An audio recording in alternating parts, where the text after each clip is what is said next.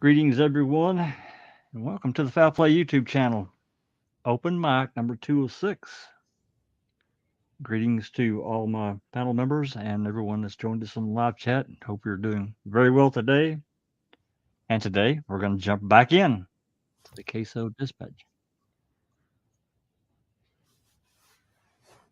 Oh, why is such a delay on that? Sorry, I had another window open. We're gonna jump back into the CASO Dispatch where we left off last week. So, which is we left off last week. Channel 6, November 8th, Channel 6. We got part of the way through that one. So let's get everyone greeted, talk for just a moment, then we're going to get started. We don't have a huge amount left on this one, but we took a pretty good chunk out of it, but it's still going to take a little time. So first up, I'd like to say hello, Doc. How you doing? And I know you're working on something. Maybe you want to mention it. I don't know. I will. Thank you very much, Jack61. It's great to be here. I welcome everyone on the panel and everyone in chat. It's great to hear these phone calls. Yes, just to let everyone know what's been happening, both Neville and I and everyone else here on the panel, we're putting together a new Reading with the Crew series. We're going to be focusing solely on what happened to Brendan Dassey, have a look at his story, what got him convicted. And the reason why it's taking so long is that there's just a huge amount of information to put together. And either this week or next week, we'll make a start on the series. Be prepared to get angry all over again. Thank you so much, Jack61. Yeah, there's if you really follow or look back in the chronology, as you said earlier before we went live, there is a massive amount of information, and if you follow that through, I mean, beyond the February, all the crap they did to him, March especially, going into May, then of course we get into the trial and all that, but then after 2007 when Drizzen and Knight Rider pick up, and all more crap in 2009 and 10, it's just never ending with that kid. Correct. And I think it's time that we tell Brendan's story from his perspective and what happened to him. And it's a very, very harrowing experience, a very scary. And to think that it can happen to any one of us, it's certainly an eye-opener, Jack61. Yeah. I'm going to drop this. I'm just going to make mention before I move on to Cherie, but there was a comment. Of course, there's been another big discussion on X, as it's been going on for weeks and weeks and weeks now. But the conversation really turned to Kayla and Brendan and even Marie and how these children were treated by Calumet County. And I don't know if anyone else sees it. This is just my opinion. But if you look at what was done, especially Baldwin and Wiegert to Marie, browbeat that kid for months, and then finally threatened her before she said, "Okay, whatever. What do you want me to say?" I don't know. I mean, that's how it comes across to me. I'm not saying that's what happened, but that's how it comes across, because there was already an investigation in 2004. Anyway, and then Kayla, what she said in Cam, that clip that you did for me, Doc. Yeah. Where she said that they didn't want to listen to her. You're lying. And what they did to Brendan, you're lying. It was over.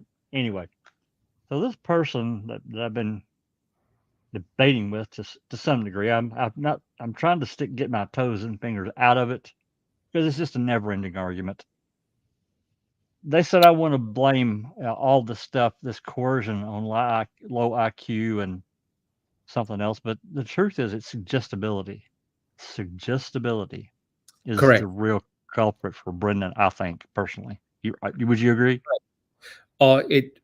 And as we'll cover in the Reading with the Crew series, we can see his downfall essentially took place on November the 6th, as early as November the 6th at Crivets.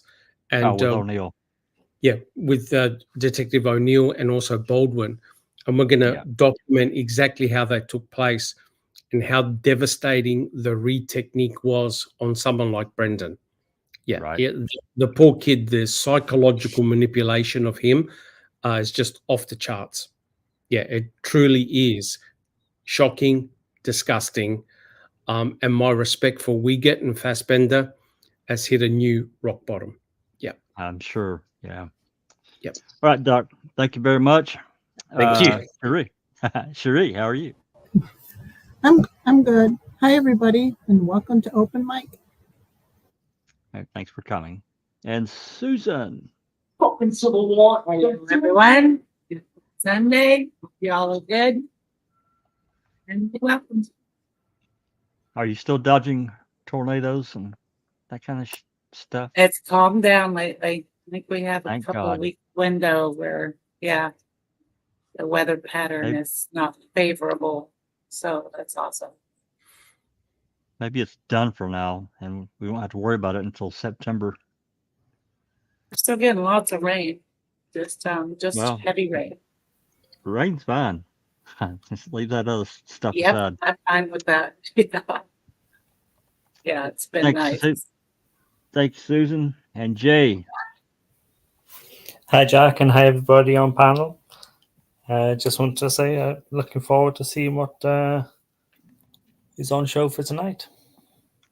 Well, speaking of that, let me pop this on screen. And as you can see, we're, what is it here? About an hour and 26 minutes in, something like that. I'm not exactly sure where this is going to land in the call. I mean, I clipped it at the time where we left off, so it's probably going to, if it's at the beginning of the call, I'll back it up a little, but we should be okay. As always, if there's questions, put them in chat. One of us will try to nab those. I'll try to scroll back and forth, but Cherie's pretty good about clipping those and putting them aside for me. Just put a Q in front. I did want to mention we had a good discussion last night on 80 More Things on Ben's YouTube channel. It was about the Colburn call. It was Jeremy and Travis, Travis, the lawyer.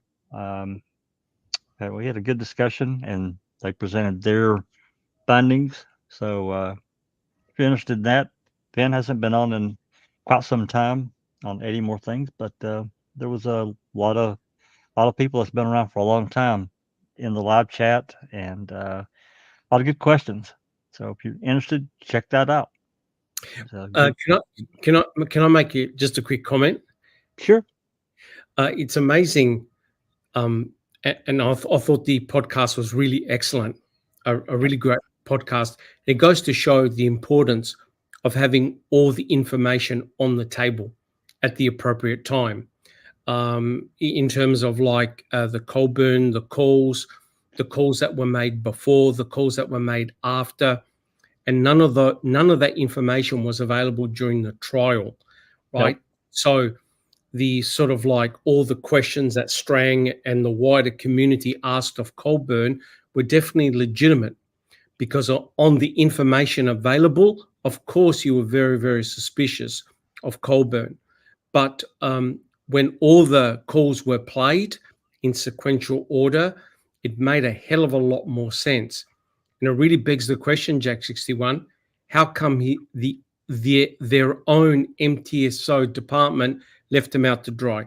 Well, that's right. It's like he became the fall guy for MTSO. Yep. They could have supplied. Yeah. Yeah. Well, you're going to say they're going to supply those radio transmissions. Supplied all the calls. Correct.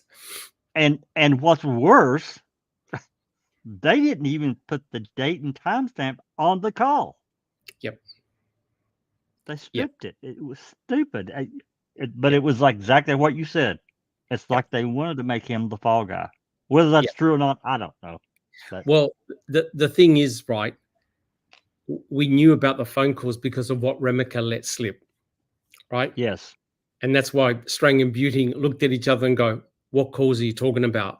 So hence, that tends to explain the limited release of that information, right? What didn't they want heard? That's right. Yep. Because as I recall, that hearing was at the beginning of August, and Buting or Strang, I'm not sure. I think it was Buting, had just made a request in July about getting those calls. Again, that wasn't the first request either. I think it was the third one. I think it was the third request, but I'm like, don't quote me on that. But I know he did one for sure in July, and it wasn't the first one. Yep, correct. Correct. So all that criticism about MAM and Strang and Buting and the wider community, truther community, it's all garbage because that information was not available at the time of trial. And at the time of trial, that's regarded as the truth, right? Years down the track, and it's incredible how that detective made the observation that during CAM, all of a sudden, Colburn's memory became more refreshed and his recollections became more elaborate.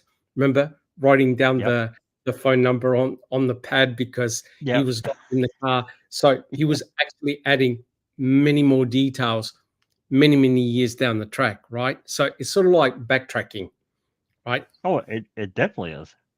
But they didn't, we didn't have, well, they didn't have anything. They didn't have, there was a call where Colburn was in the church parking lot, but he had pulled up and was looking at a car in the driveway.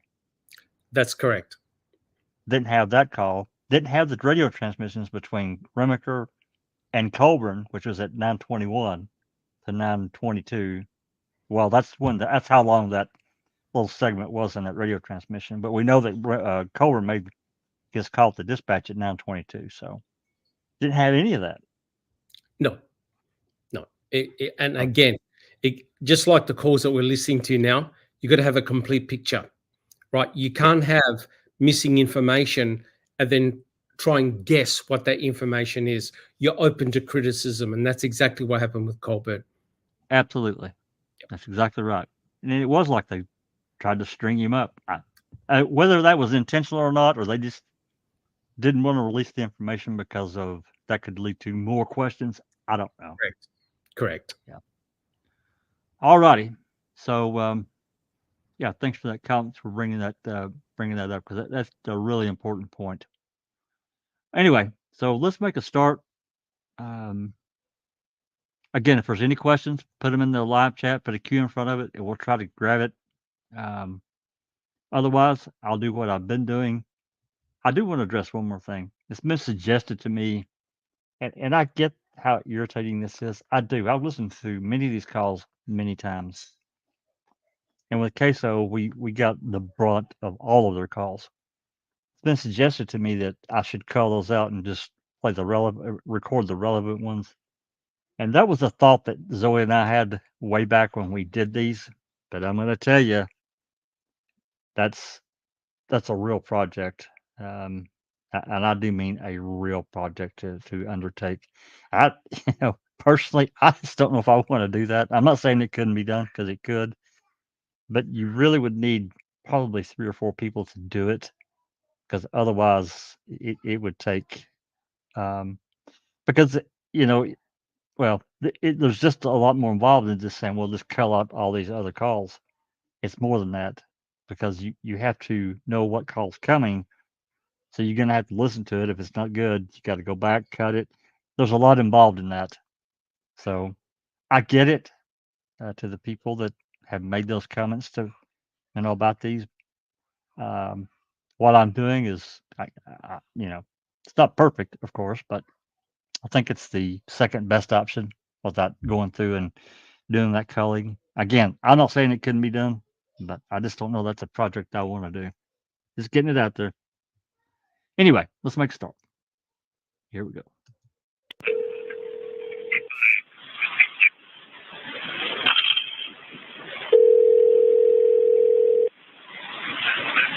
(9:37 a.m.) Hello. Hi. How are you doing? Okay. I'm Gina. Quarter 9 or so. Wow. What do you have for breakfast? Cereal. Wow. And hair's all sticky. Wow.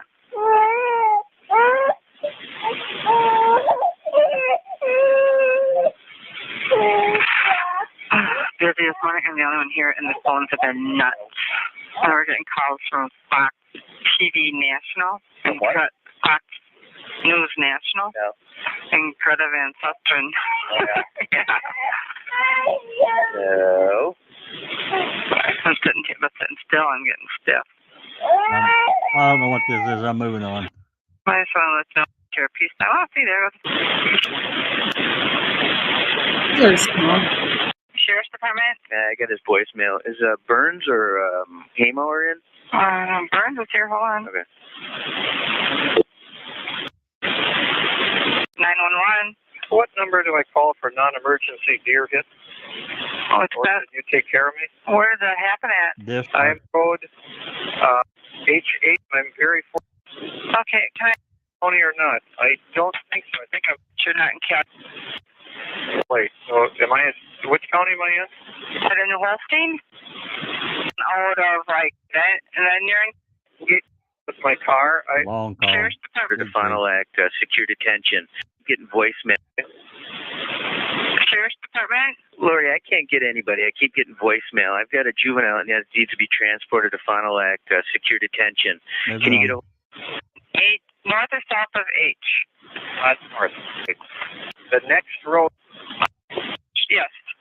920 Okay. And what kind of vehicle, sir? spot. Lupton. Rush is in a meeting. He'll be back in his office in 5 minutes. Thank you. All right, bye. Sorry. Took that off. Rush is in a meeting. He'll be back in his office in 5 minutes. Okay. 1437. What about Burns in a meeting? I have got no idea where he is. He doesn't carry a radio, so I can't call him on the radio. And Burns are talking about is John Burns. He is the jail administrator for Calumet County at that time. Just letting everybody know who he's talking about. Okay. Thanks. Sheriff's Department? Hi, is Joyce working? Nope. Okay. Yesterday I went down, or last night, to look for a warrant pickup at 53 Lincoln Street. The guy moved. Right, he moved to, hold on here, Moving on. 139. Still acting So, but you'd have to check with Diane. the condition he had to. Okay. Dispatch? Hey, Lori, it's Hebo again. Hi. Do you have final act sheriff's department's number handy? I gotta look it up. Moving on. 390. 339.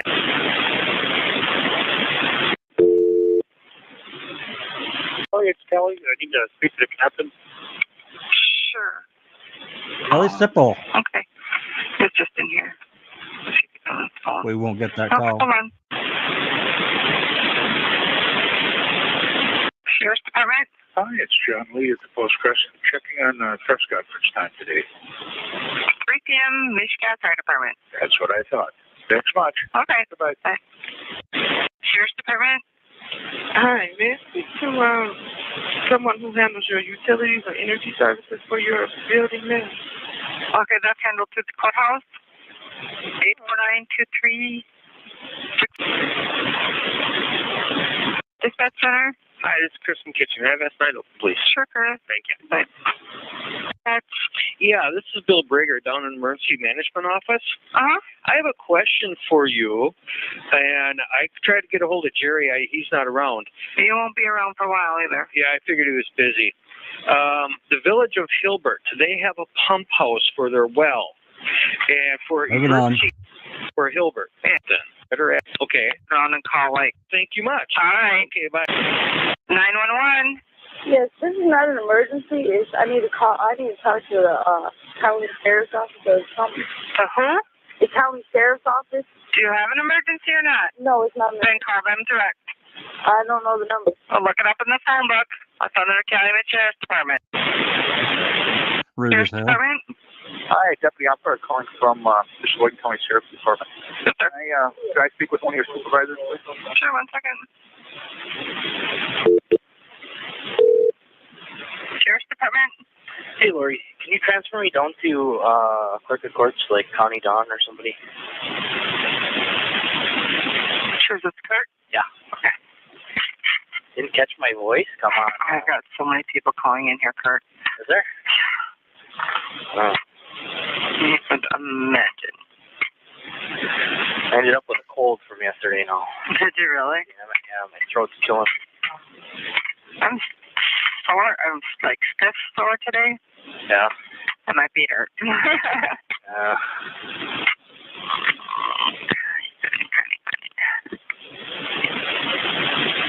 Okay, hold on.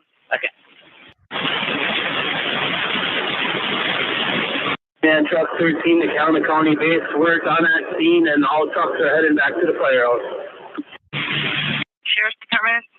Yes, my name is Doris, and I'm calling on behalf of MCI. We're updating the National Emergency Database. I just need to confirm that the telephone number I reached is still the most, so you receive all on and on to have reached Captain to Firefly. 3. Thank you very much. Sheriff's Department? Hi, it's Paul. It's Green Bay Press Gazette. Mm-hmm. Are you folks? Could you hold on, please? Can I help you? Yeah, this is Paul at the Green Bay Press Gazette. I wonder if you guys are doing another Hullbox press conference, or who would organize it? 3 p.m. Michigan Department, 7 Main Street. Calumet County with units are back in service.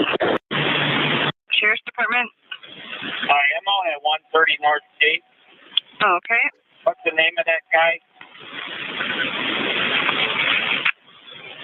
Ernest Shar.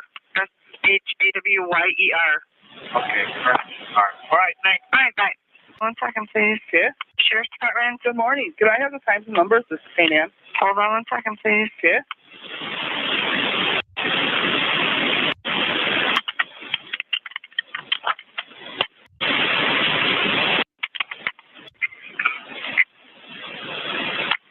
Wow, what is going on here?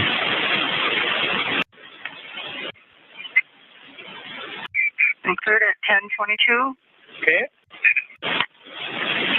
Time of call is 9:12. Okay.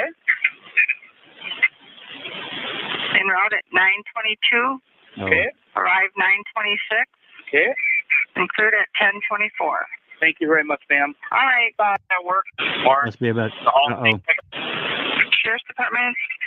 Yeah, he's at work at Deconstructing, so I can pick him up early tomorrow morning if you'd like. Or the whole state can take him out of work. Okay. I will check and see what you want to do. Thank you. All right. Moving on. Sheriff's Department?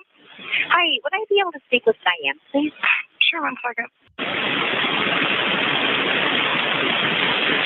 Sheriff's Department?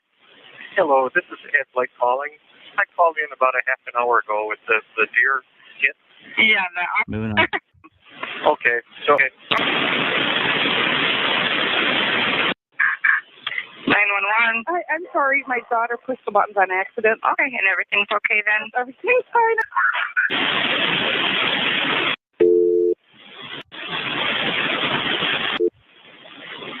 Department? hey, this is Brett. Sheriff's Department? Hey, this is Brett from the National City. Hi. I wonder if Ship Commander is around. Hold on 1 second.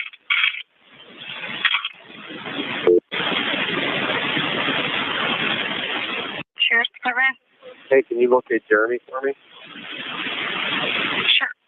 Okay. Where'd you find him last time? Downstairs or outside? Downstairs, right downstairs. That's where you're in 37 a.m. Wow, what a blank. Dispatch. Hey, this is Brett from the National again. I'm trying to track down anybody that might be on that can answer the question. We've got a person to be arrested for domestic in Cal County. Okay. I want to make sure I've got the current forms and rules. I wonder if there's anybody that's which is an officer on or. Just a second, the captain is going back to his office. Hold on.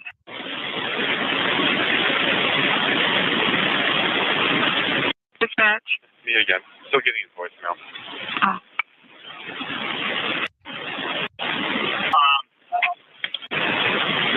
Sheriff's Department?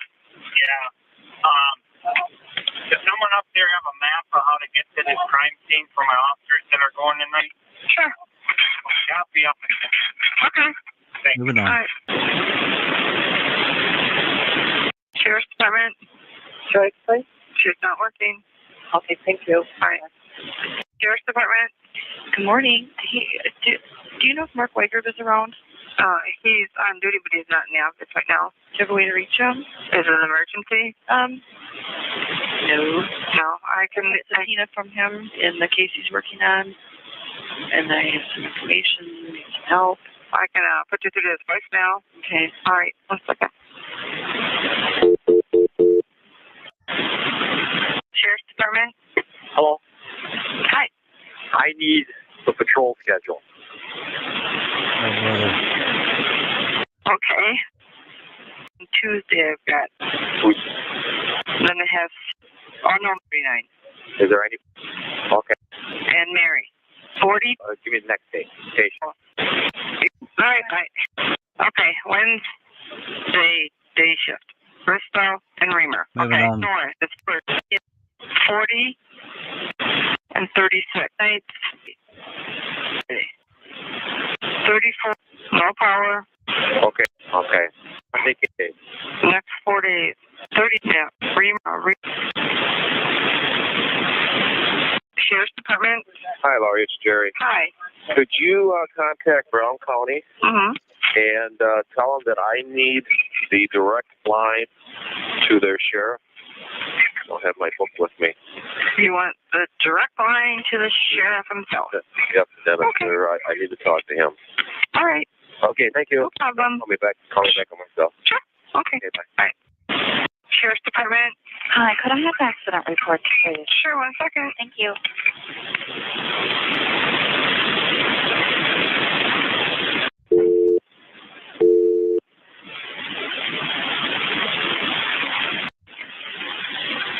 Hey, Jerry Lawson.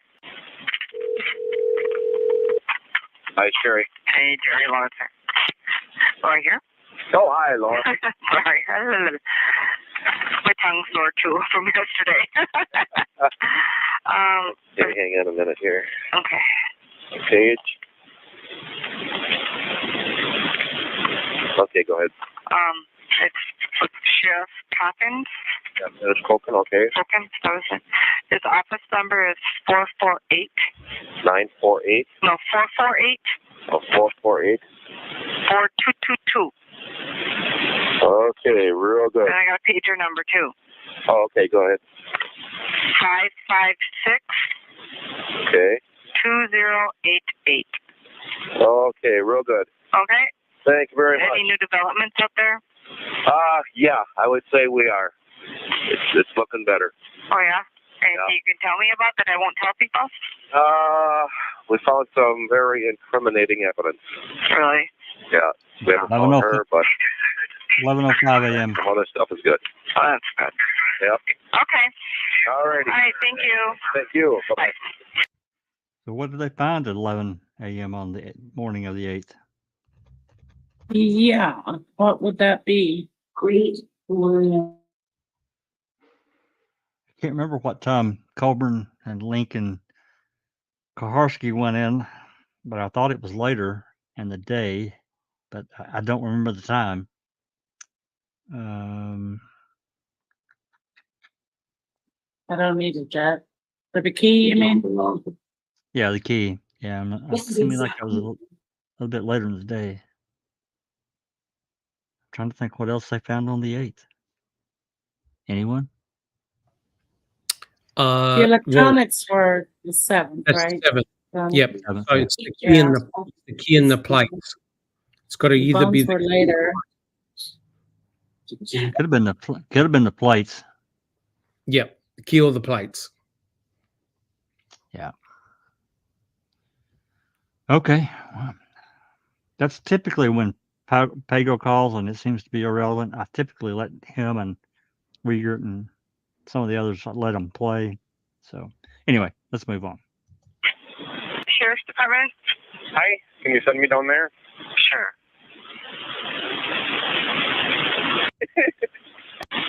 Let me find out where down there is. And I didn't know either. there it is. Okay.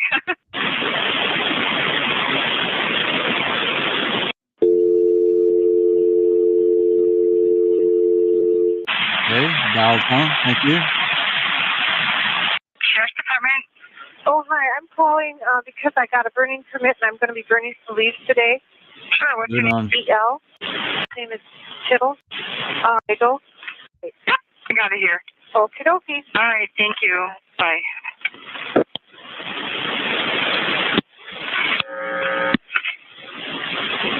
Sheriff's Department. Yes, this is Marvin Monfile. I just talked to a police officer down here, the State Patrol, and I thought I had some information that they just might be interested in. Okay, where's this at? Right now? Yeah, you said down here. I don't know where down here is. Well, this is off Highway 147. Oh, okay. Where they have it blocked off. Oh, okay.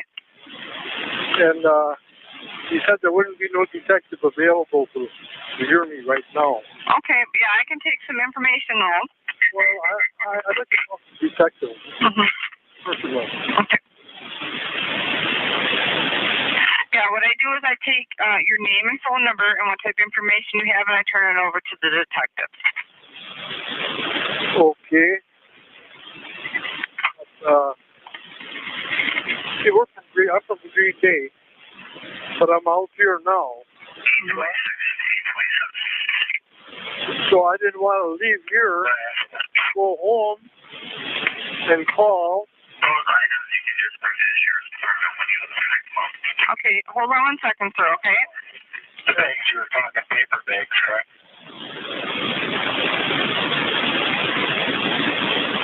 Sheriff's Department. Hello. I'm not sure if I'm calling the right place, but I found a lost cat. You found a lost cat? I found a cat, and I believe You got it? So, State Park Road. Okay. You can probably call the Humane Society and say, Oh, okay. You know. Yeah, but I haven't had any. Okay. Okay? Good, thank you. All right, thank you, bye. Okay, so do you live out there, or are you just visiting out there? Well, no, we live in Green Bay, but I have some information maybe that you would be interested in. Okay. And I came up to here, but I talked to a state trooper, and he called in, and he said there's no detective available right now. Right. And I didn't want to ride all the way home and then give you a call and say, well, you could come into the office or something like that. No, the only thing I can do is take your information and have a detective call you. Okay. Is that what you want to do, or? I'll go home and I'll make a call, and I'll wait till I can talk to a detective. Okay. Well, they'd have to call you, sir, because they're really busy.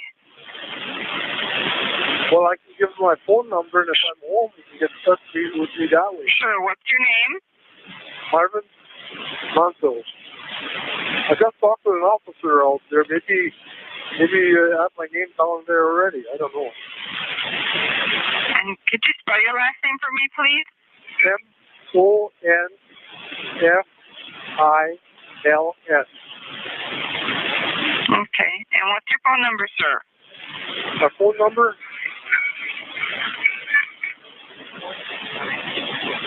465-9096. And what type of information is it that? Well, it's returning to this, what's his name now? To Avery. Right. So that's all. And what type of information about him? Well, it could be one way or the other. I don't know. I think I seen him up north that one day. Up north, meaning? On Cribbet. In Cribbet?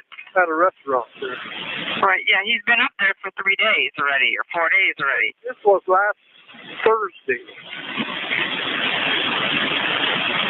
Okay. All right, hold on 1 second, sir, okay? Sure. Okay. Sheriff's Department? Hey, can you run me a 28? Sure, hold on. Plate number? 586. Mm-hmm. John Mary Charles. I have a man on the phone right now that says he believes he can place a Stephen Avery in Crivets last Thursday. Last Thursday. Yeah. Was she alone? No, Oh, Avery. Stephen Avery. Yeah. Last Thursday. Mm-hmm. Hold on a second, okay? He's out at the scene right now. He tried to come in and talk to you, but they won't let him. Okay, do you have his name and number? Yep. Hold on.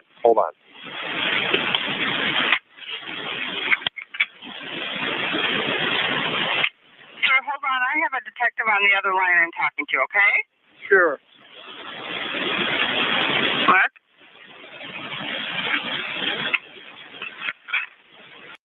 Just want to make note, if you look up here at the timer, this call is already at 6 minutes and 30 seconds. So they had the ability to record as long as they wanted. Just pointing that out again.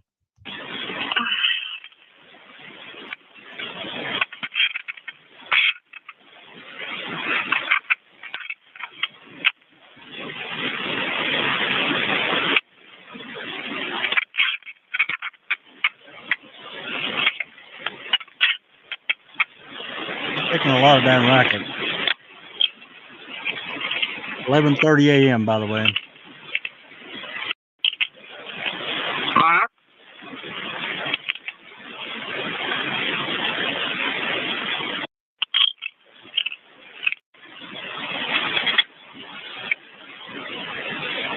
Sir? Yeah? Is that number you gave me, is that a cell phone number or is that your home phone number? That's my home phone number. Okay, are you on a cell phone now out there where you're at? I'm on a cellular phone, yes. Do you have that phone number? Wait a minute. 327 327 0057. 0057. Yes. Okay. Rather than have you sit on hold, I will either call you back or the investigator will call you back on your cell phone in a few minutes, okay? Rather than to waste your minutes and have you on hold. Well, It's up to you. okay, if we leave to go home now? Why don't you just sit for a few minutes, okay? Okay, I'll do that. All right, thank you. Sure. Sheriff's Department. Hey, I'm like to call you guys is that I know you guys are looking for that one gal. Uh-huh. Yeah. I don't know if this has anything to do with anything. But last week I was following a vehicle, like the vehicle that these guys described on TV. Mm-hmm. And there was a gal driving with short hair. I didn't see who it was because I was following behind, but she had short hair. But there were two people in the vehicle also. What day was this? I think like Wednesday of last week, Wednesday or Thursday. Were you able to get the license plate number or anything? I never thought about it. I never, after, it was like the day after this happened, or a couple of days that. Yeah. Well, it wasn't reported until Thursday. Okay. Okay, hold on one second, sir. Okay. What? Sheriff's Department? Oh, there they are. County Met, this is out of Gamey. I'm transferring a guy reporting a minor accident on 55 about a mile south of KK. Okay. Hello.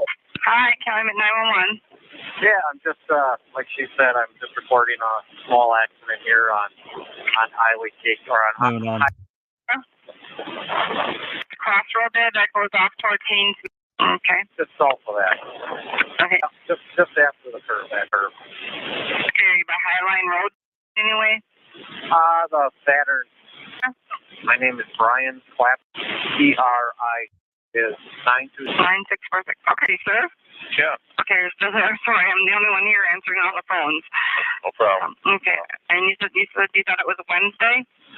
Yeah, I think I thought it was a Wednesday. Yeah. Mm-hmm. And where was it at? Actually, it was going from Calumet Street KK up here in Appleton, and they were going to the east. Then when they hit N, they turned to the left, and then they're going to the north. And I followed them from there because I work at U.S. Turn Exhaust, and so what's ironic is that they probably thought it was far too close. I was about a car and a half away from them, and there was a guy in the back seat was about, say, between 18, 21, early 20s, and there was another gal in the front seat on the passenger side, and she actually turned around to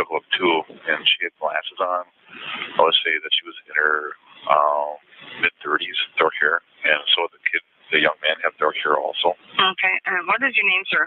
My name is Scott Herman. And your phone number, Scott? A couple ways you can get a hold of me. You can get a hold of me at work. Hold on 1 second, please. Sheriff's Department. Yes, I have a question. Is there a person in charge of the Teresa Halbach case? I've got several people working on it. Okay, I run a nonprofit organization in Milwaukee for missing people, and I was trying to get in touch with the family or find out if law enforcement needed any assistance with canine units or search people to come up there and help out. Okay, as far as law enforcement, I know we got that covered with the canine in that, because we have several different canine units out there. Okay. But, you know, if you want to contact the family, you're free to go ahead and contact them to see if they need any assistance. They've been doing their own search. Excuse me? Do you know if there's a way, do you have a contact number? No, I don't. But it's Tom and Karen Halbach. Okay. Okay, bye. Thank you very much. Okay, sir, go ahead with your phone numbers. At work is 1-800-490-4901. My extension is 8451. I do have a cell phone number. You want to get a hold of me there? That's at U.S., right? Yes. Like I said, I didn't see who was driving. All I can see was the back that's short here. Okay, and cell phone number? 858-6865. 6865. Okay, I'll give that information on to investigator, and if we need to talk to you, they'll call you, okay? Okay, I just thought I'd do is just call. That's fine. Okay.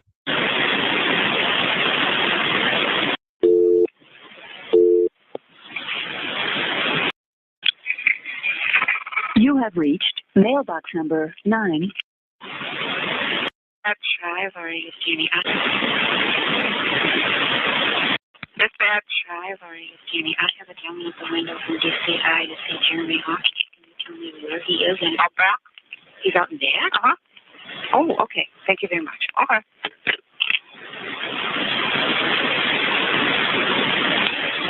Sheriff's Department? Hi, can I speak to someone in the jail, please? Sure, 1 second. Sheriff's Department? Hi, this is Kelly at Safety Engineering calling from Madison. I need to reach an officer, Richard Reimer, R-I-E-M-E-R. Okay, he's working. Excuse me, the rest of me is not in the office right now. Do you want his voicemail? Is it possible to get a message out to him and request that he give me a call at some time if he's able to do that? Is it an emergency? It's not an emergency, no. Then the best thing you can do is leave a voicemail message because I can't interrupt them unless it's an emergency. Okay. Do you happen to know, just so I can leave him a message, does he work days? He usually works during the day when he works, yep. Like 7 to 4? 7 to 3, yep. Okay, and do you know if he works tomorrow as well as today? That I have, that I'm not sure of. Okay, then if you would put me into his voicemail, I'll leave him a message. Sure, hold on. Maybe that. I saw him when he walked out the back door, Dave Pons. Huh? I am. Hello? Jeremy? Yeah. There's a guy from DCI up here looking for you. Okay, I will be up there shortly. Okay. Bye. Thanks.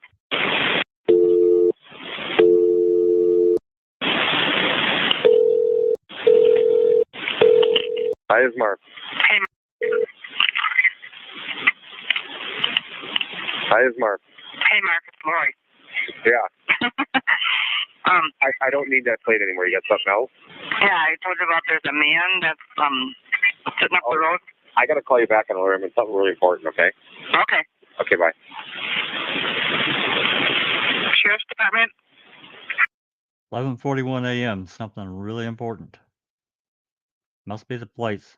They could be the key, I guess, but we'll see. Hi, I was looking for some information for the Teresa Halbach search. If there's any way I can help. Okay. The only thing, do you work in law enforcement? No. Okay. Citizens, I'm not sure what the family's doing or how they're working it, but the family and friends are doing their own search. Okay. And your best bet would be to contact them, but I'm not sure. Well, what about that search that Poggle wanted to do on the 5th? So, really? Just pointing that out. Or how, unless there's something on the posters. Okay, but we can only accept law enforcement assistance. Okay. Okay? Thank you. All right, thanks.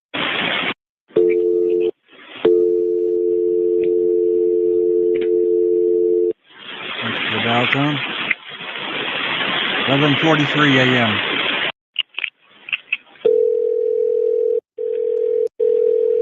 Yes. Hi, it's Lori. Hello? Hello, Mr. Montiel? Yes. Hi, it's Lori at the Calumet Sheriff's Department. Yes. Okay, I tried to get through to the investigator, but they're a little busy right now and can't get away to talk to you. Okay. But I will give them the message, and they'll try to call you at home at a little bit later. Okay? Okay. Because they're tied up now and they can't get away. Okay? Then You can go ahead and go home. if you call home, there's no answer, then leave a message on the recorder. That's good. Sure, no problem there. If we can tell your phone on. But no, that's fine. If they need to contact you, I have them call the house. Okay? Good enough. All right. Thanks for your information. Yeah. All right. Bye. Bye.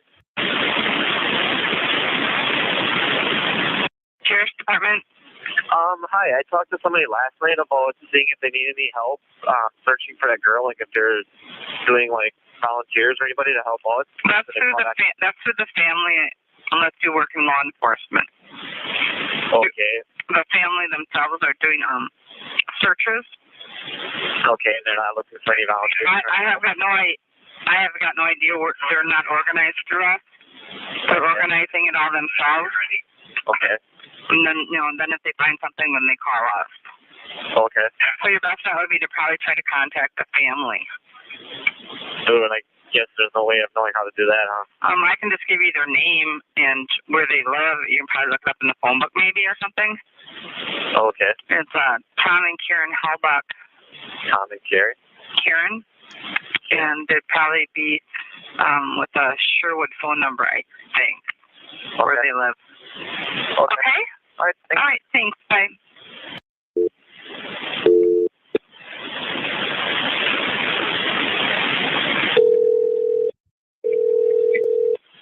I'm getting several. Hello, Thomas speaking. Hi. Hello, Thomas speaking. Hi, Tom. It's Lori at the Calumet Sheriff's Department calling. Yes. I'm getting several calls this morning from people that are offering to help. And I would like to refer them to somebody because, they don't qualify as law enforcement to help with our part of the search. Right. But they said they'd like to volunteer and help, but I don't know where to refer them to. Where would you like these people to contact somebody? Yeah, they can call Ryan Hilgis. What's his number yet? 810-2400. Ryan at 810-2400. Right, he's kind of in charge of the search. That's fine. I just, instead of telling them, to try to find somebody, I'd rather give them a number to call, okay? Right, okay. All right, thank you. You bet. Bye. Sheriff's Department? This is Tim Bouchard calling. This is not really kind of emergency. I talked to an officer just now in St. John. And the deal is, my little nephew, Brandon Bouchard, Emil passed away, my father, yesterday morning. Oh, he did? Yeah. Okay. But he's got Emil's truck, and he wants the truck, and we're going to be taking it back to Nissan tomorrow. And he went to Menasha with it right now. And I know he doesn't have a light. Then he doesn't have permission to drive it either, does he? Well, his mother said no, and Tammy had the keys. Moving on. I don't know if he's going to talk to. 1 second, Tim. Sheriff's Department. Hey, Lori, Dan here. Hi. Can you give me Grant Shoot's phone number?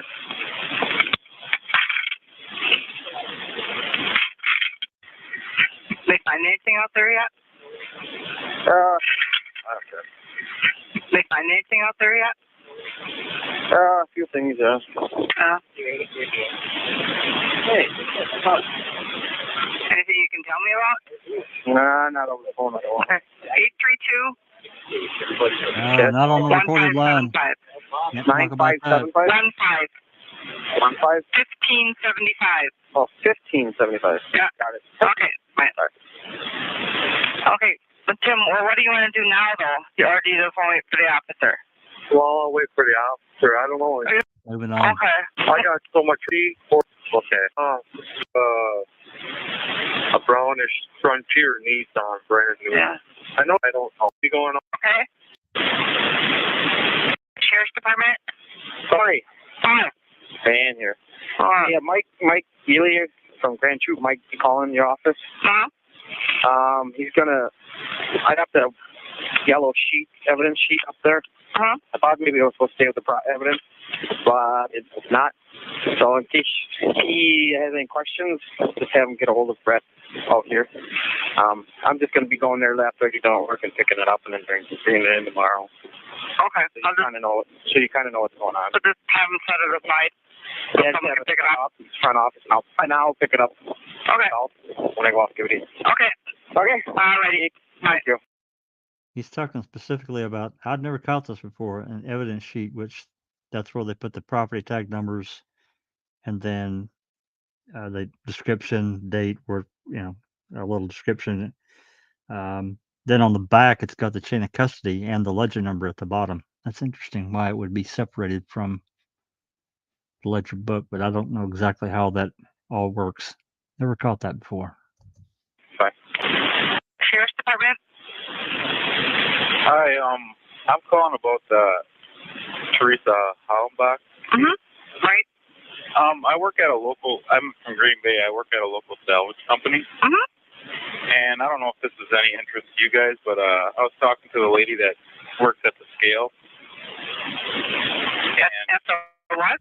At the scale at where I work, we bring people bring in cars or whatever.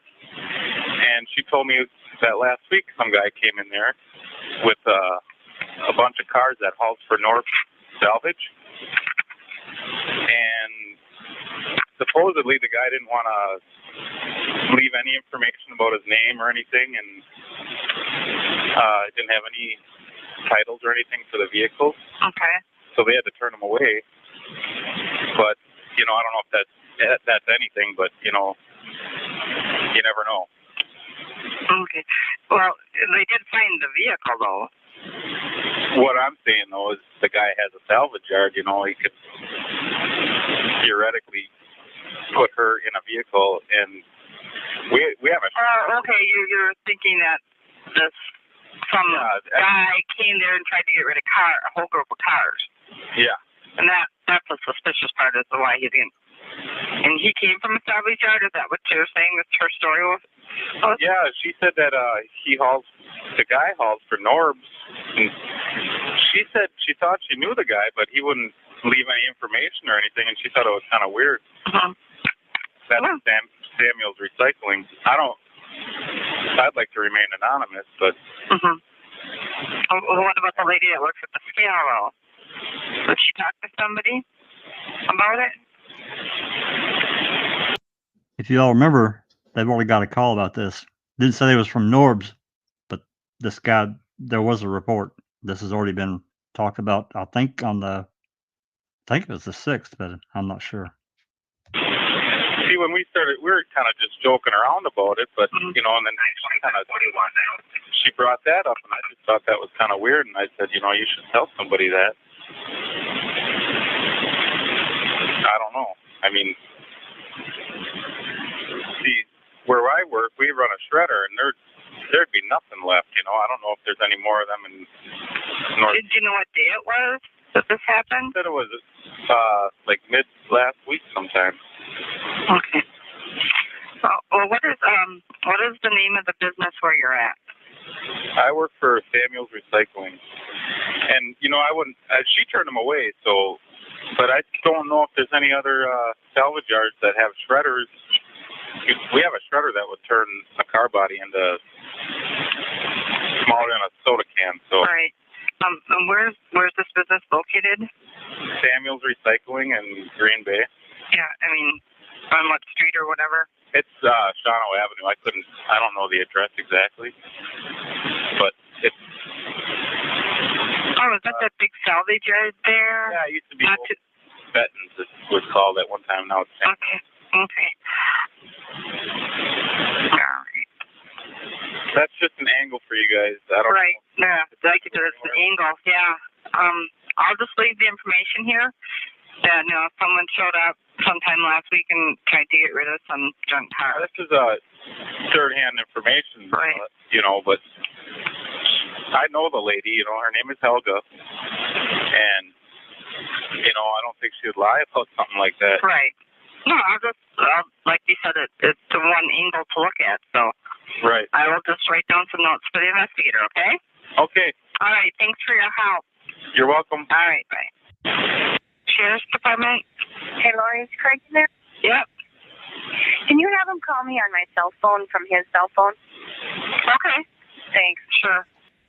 That's interesting. Don't call on a recorded line. Okay. Okay. Bye. Bye. Sheriff's Department. Doc.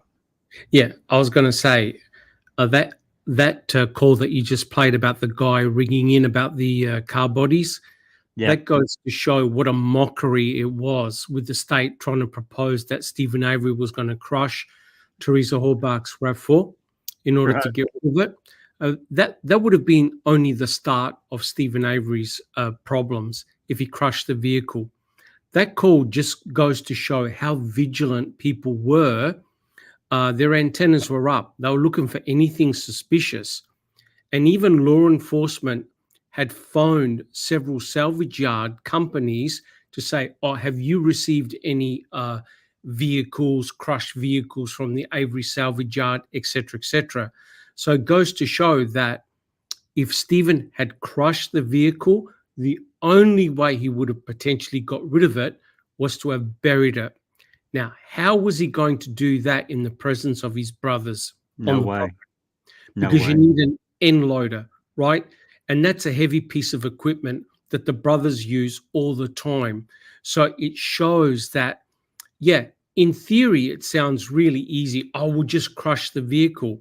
But in practice, it's much, much more difficult to do, right? And it's amazing that people are calling in, reporting anything suspicious involving cars. Yep, because, that's what we always say, these details are everything. Just taking it as a big broad stroke, it's like, he's going to crush that car and get rid of it. No. Yep. It works like that. But what that guy did reveal in the call, though, was very interesting. A shredder, the one that actually converts a car to small, tiny pieces. See, you know what he was thinking? He was thinking that Teresa Halbach was crushed in a vehicle, and they're going to dispose of the crushed vehicle with Teresa inside of it. In a shredder, and it's gone. Shredder, correct. Because I'm sure they would take, I'll say I'm sure, I'm relatively sure they would take the results of that and it would go to a remelter, some kind of recycling. It's going to get melted down, gone. Yeah, it's gone. Correct. And, it's just ridiculous because the process is not just as simple as crushing a car and get rid of it. It's much more detailed. There is a distinct protocol that needs to be followed, right? And if you're going to bury a vehicle, it's going to be rather obvious, right? Because you got the brothers running around, you got everybody else running around, plus you have the potentiality of aerial surveillance, right? So they're going to notice any type of. Remember that guy that actually called in that said that there was suspicious activity involving an end loader near the crusher. Yeah. And that the police investigated with the dogs, and it was where they had the engines. Right? Yes. So it's non-nefarious in nature. So people were definitely looking for all sorts of strange things. Well, I mean, anyone takes a big piece of machinery and it was a shovel and goes and digs a hole anywhere around that. They got people coming into that property all the time. And that's not even including the family that lives there. Well, I saw Steve. He was on that, on the end loader over there and he dug a hole. I don't know what he was doing. I was busy and didn't have time to go look. People are going to see something like that. Correct. Never going to happen. It's so ridiculous. No, but that's the only thing that the state could go for, right? Because they had to account for why would Stephen and Brendan place the vehicle there at the pit? Oh, because it's close to the crusher. So they put two and two together. which to me was so ridiculous. So Yeah. ridiculous. Okay. Yeah, we've had some. I mean, today, I mean, this part here, getting to this time frame, there's been some interesting calls.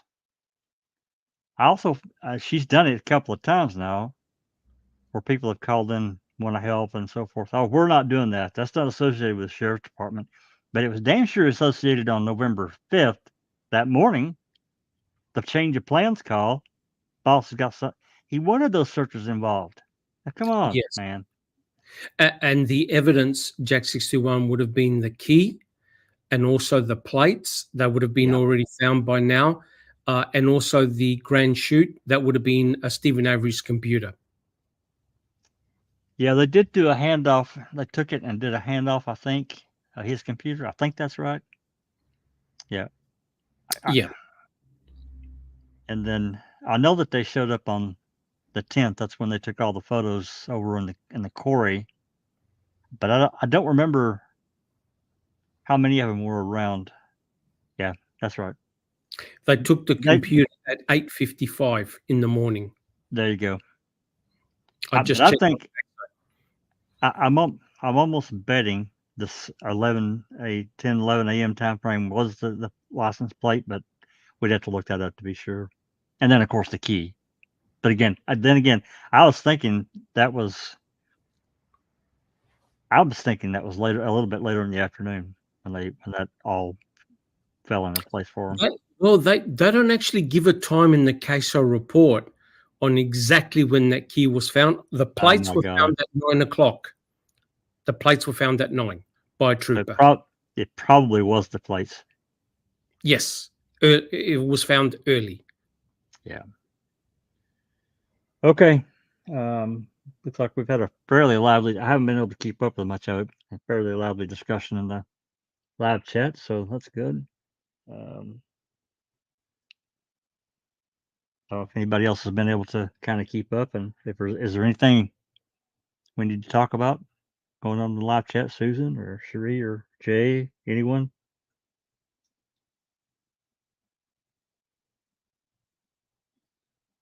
Okay, I'm gonna take silence as golden. So let's move on.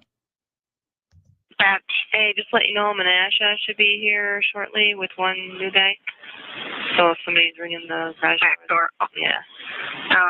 Did you say an ETA or not? Oh, I don't have a camera. Oh, there it is. Okay. Yeah, probably within the next 15, 20 minutes. Okay. Wait. Thanks. Yep. Bye. Sheriff's Department. Hi. I know this is gonna sound stupid, but I figure maybe every little information can help. But I was working at Menards Friday night, and that Avery and his father came in there with their flat truck, and they purchased a bunch of lumber. Okay. So I don't know if it's. I suppose every little bit could be helpful. Sure. What Menards? In Manitowoc. And do you remember what time Friday night? No, This was Thursday. Sorry. On that Thursday, they went to Menards. Thursday. Correct. Yeah. Thursday. She's telling me it was Friday. Yeah, wrong day. Yeah, because yes, that's right. It was Thursday. Positive it's Friday night. I don't work a whole lot of days. Right. And I work Friday, Saturday, and Sunday, and I know it wasn't either the Saturday or the Sunday. But I know it was Friday night. It was either Friday night or, let me look at my schedule. Well, 7 p.m. But I work in the lunchtime. backyard. I'm security in the back. Uh-huh. And I remember because I know what that Avery looks like. Right. So, yeah, it would have had to have been Friday night. I couldn't tell you what time. It was later. It was dark outside. Okay, so you know he was at Menards. Yeah. And do you know that he just purchased number, or do you know what else he purchased?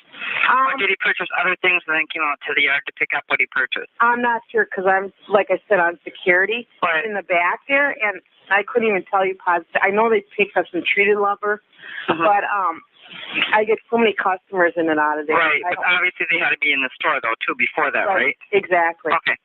All right. And what is your name? Colleen Schrader.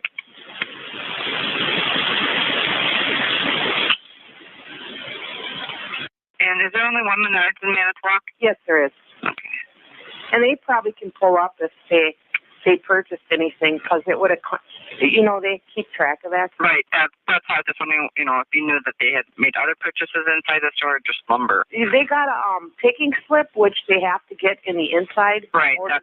Yeah, and that's why I asked if you knew if there's anything else on the slip besides lumber. Yeah. Okay. And I don't know how important that information is, but I figure every little bit could help. Yeah. Well, yeah, they're building a dungeon. You never know. Yeah. And you said that was Friday night? Yeah, and it was later because it was dark out. I remember it being dark. But I get so many customers in and out of here. It's hard for me to remember everything that they purchased. Yeah, including the day you worked. All right. Okay. Do you know what street that Menards is on? It's off of Calumet, or I think it's. Let me look at my slip here again. I'm sorry, I'm kind of disorganized today. That's 5120 Calumet Avenue.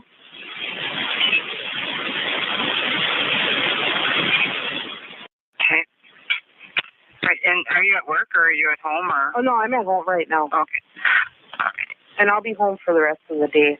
Okay, then why don't you just give me your home phone number? It's 920-684-9903. But he was there with his father. You know what his father looks like? Why does she keep saying that? Because Chuck. Chuck is much older. Yeah. Much older. Yeah. Yeah. Still, I mean, I guess I can see it. I guess. So hold on, Jack. Are you trying to tell me that somebody else apart from Stephen can get their times and dates wrong? Apparently. She only works Friday, Saturday, and Sunday, so it had to be Friday. I know it was Saturday. That's a shocker right there. And this is Tuesday. Well, I mean, I think that this. Yeah. I mean, I think it just goes to show how quickly memory can just in your brain. And I don't think she's doing it intentionally. She's just remembering incorrectly. Right. That's correct. Yep. 100% correct. Yep. So, yeah, that's interesting. And call Chuck Avery's father. I don't know. This tickled me. I don't know. He would not be happy about that. No, he wouldn't. Well, no, I shouldn't say that. But he was with an older gentleman, and I've been kind of watching the news, and I thought I seen him on TV with him, walking to the. But I know they had the flat truck, the flatbed, and I know that was Avery for a fact. Right. That's fine. Well, it would have said Avery on the side of the truck, too. Yeah, it did. Okay. And there was some younger kid with him. Okay. So. Alrighty then. Well, I hope that helps a little bit. Yeah. Well, if they need to talk to you, they'll give you a call or they'll contact your work. Okay. All right. Thanks for calling in. Sure. All right. Bye-bye. Sheriff's Department? Hi, I was wondering if there's an officer available for me to speak to. In reference to what, ma'am? What's that? In reference to what? I just received a phone call from a friend of mine, and I'm not sure what is going on, but she stated to me that if somebody wasn't there shortly, she was going to kill herself. Oh, boy.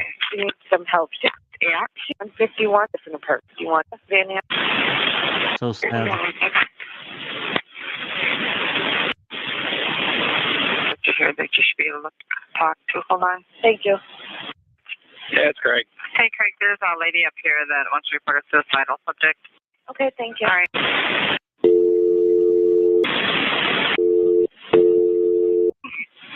This is Alita Machado.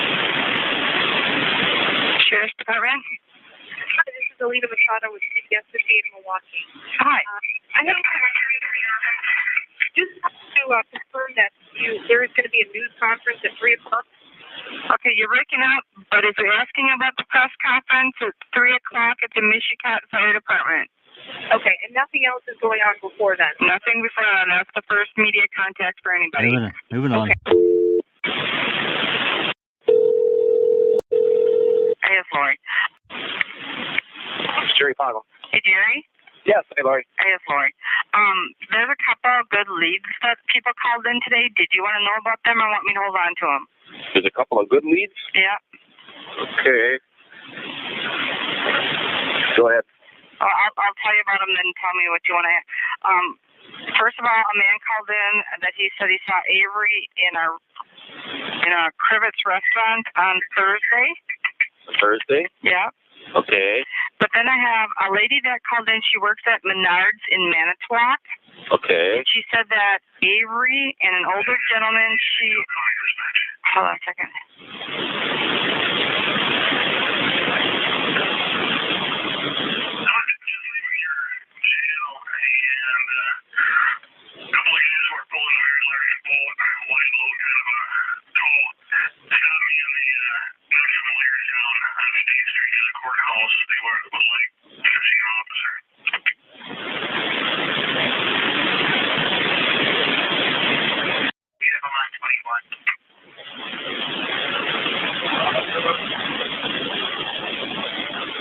Okay, ladies, an employee at Menards in Manitowoc said that on Friday night, she knows it's Friday night.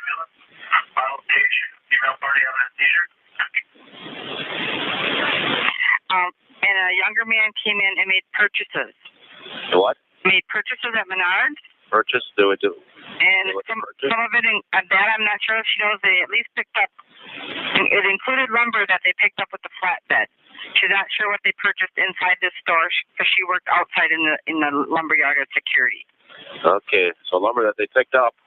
They at least bought lumber, and she's not sure if there was anything else, but they said we'd probably be able to check with the store. So they were driving the flatbed. Yeah, on Friday night at Menards. Okay. And they purchased things there. Okay, that was Avery and an older man. Right, I'm gonna have to call you back. I got to fetch an ambulance. Oh, okay, yeah, give me a call back. Okay.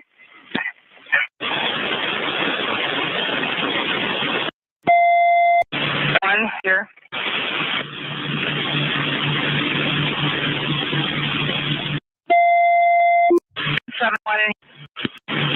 Sheriff's Department. Hi, this is Claudia Heise calling. I would like to start a fire, but I'm not sure. Do I have a burning permit for this week? No, Claudia, I don't show you on the list. Good, but then I will not be able to. Yeah.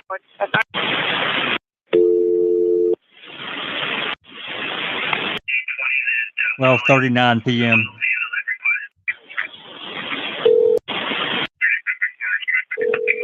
I'm not kidding me. You gotta freaking be kidding me. Hi, this is Sheriff Jerry Poggle. Sheriff's Department? Hi, Laurie. It's Jerry. Hi. Are you still busy or? No, I tried calling you back. I got your voicemail. No, sometimes it goes through. Yeah. I don't know. I Okay. just figured maybe you were busy and I didn't want to bother you. No, okay. But anyway, yeah, that girl, she's an employee in the security at the back of the store in the lumber yard. Okay. And she said that the Avery flatbed with Avery in it. Okay. Well? Yeah, I was talking on Avery with the flatbed and an older man she thought maybe was his father and a younger man. Came in late Friday night, it was dark out, and they picked up the lumber that they had purchased. But she's not aware of what they may have purchased inside the store before they got out to her, because they had just the slip where they pick up their lumber when they got to her. Right, okay. She said that was Friday night. Alrighty. Now, this other thing about the restaurant in Crivets. Older man called in here and said that he was in Crivets at a restaurant on Thursday and saw Avery there. Okay, did he say what time or? No, I don't remember. That's fine. What's this guy's name up in Crivets? No, he's from Green Bay. Oh, he's from Green Bay. Okay. Yeah, but he was up in Crivets and he saw Avery at a restaurant up there. Okay. Do we have his name? Yep. Okay, what is it? Marvin Monfiles. Marvin Monfiles? Kind of like that. Monfiles. LS, okay. His home phone number is 465-4096. Okay. And then the third one that was kind of interesting, that these people, an anonymous male employee from Samuel's Recycling Junkyard in Shawano Avenue in Green Bay called in. Samuel's Recycling? Yeah, let me just tell you this before you write anything down. And then he says this junkyard recycling place up in Green Bay has a car shredder instead of a car masher thing. Okay. He said late last week, a male subject showed up with several junk vehicles he was trying to get rid of. He did not have the proper paperwork and was turned away by the female employee at the front of the business. Okay. And he just thought that was just kind of weird that somebody with junk vehicles or new junk vehicles will come and try to get rid of vehicles without having the proper paperwork. New junk vehicles? That he didn't say. He just said he had several junk vehicles he wanted to get rid of, but didn't have the proper paperwork. And the recycling place wouldn't take the vehicles because he didn't have the proper paperwork. Okay, but he wanted them shredded. Well, that's what this business does. Through Samuel's Recycling? Yeah. They shred vehicles instead of mash them. Okay. And that was last week? Late last week. He did not see it. The female employee from the front of the business was talking about it. Okay. And it sounded suspicious to him, so he called us. Okay. What's that number? I'd have to look up Samuel's Recycling, but he said the female employee's name was Helga. Helga. Yeah. Okay. Or something like that. Okay. So that's the one that turned him away. Okay. So. All right. Real good. Okay. But yeah, I just thought the Menards one was pretty good. Yes. Yes. So. Okay. Because she said the prop on it, and I said, well, did it have writing on the side that said Avery? She says, yes, it did. Okay. And that was good. Friday night. Okay. Okay? Okay. Thanks very much. All right. Thanks, Jerry. Yep. Bye-bye. 911. This is Jim Bouchard calling again. Uh-huh. Yeah, on my cell phone, it says emergency calls only. It's locked in. How do I get that locked up? You just got to double hang up or something like that. Once you call 911, it doesn't release it until you release it good. Oh. Okay? I got to hang it up. What do you mean? You have, yeah, somehow, I don't know, I'm not really sure, but you have to do it on your end. Oh, okay. I'm sorry. Okay.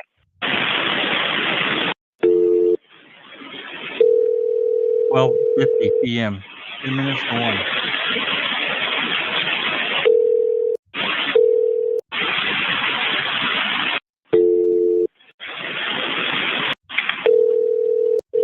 Monitored. Charter Communications. Welcome to Charter Communications. For quality assurance purposes, your call may be monitored. Please enter your 10-digit home phone number beginning with the area code. Selection was not recognized. Code to order new service, to experiencing technical difficulties, or to disconnect. Your selection was not recognized. Please enter your zip code. The nearest location cannot be determined. To return to the main menu, service. McAllen County Sheriff's Department in Chilton, Wisconsin. Some Charter cable lines got damaged by a vehicle, and I'm trying to report it. I don't know who to report it to. All right, let me transfer you over to here real quick, okay? Sheriff's Department report it. Oh, well, okay, I'm going to go ahead and get a trouble ticket into, and we'll get someone out to get those received.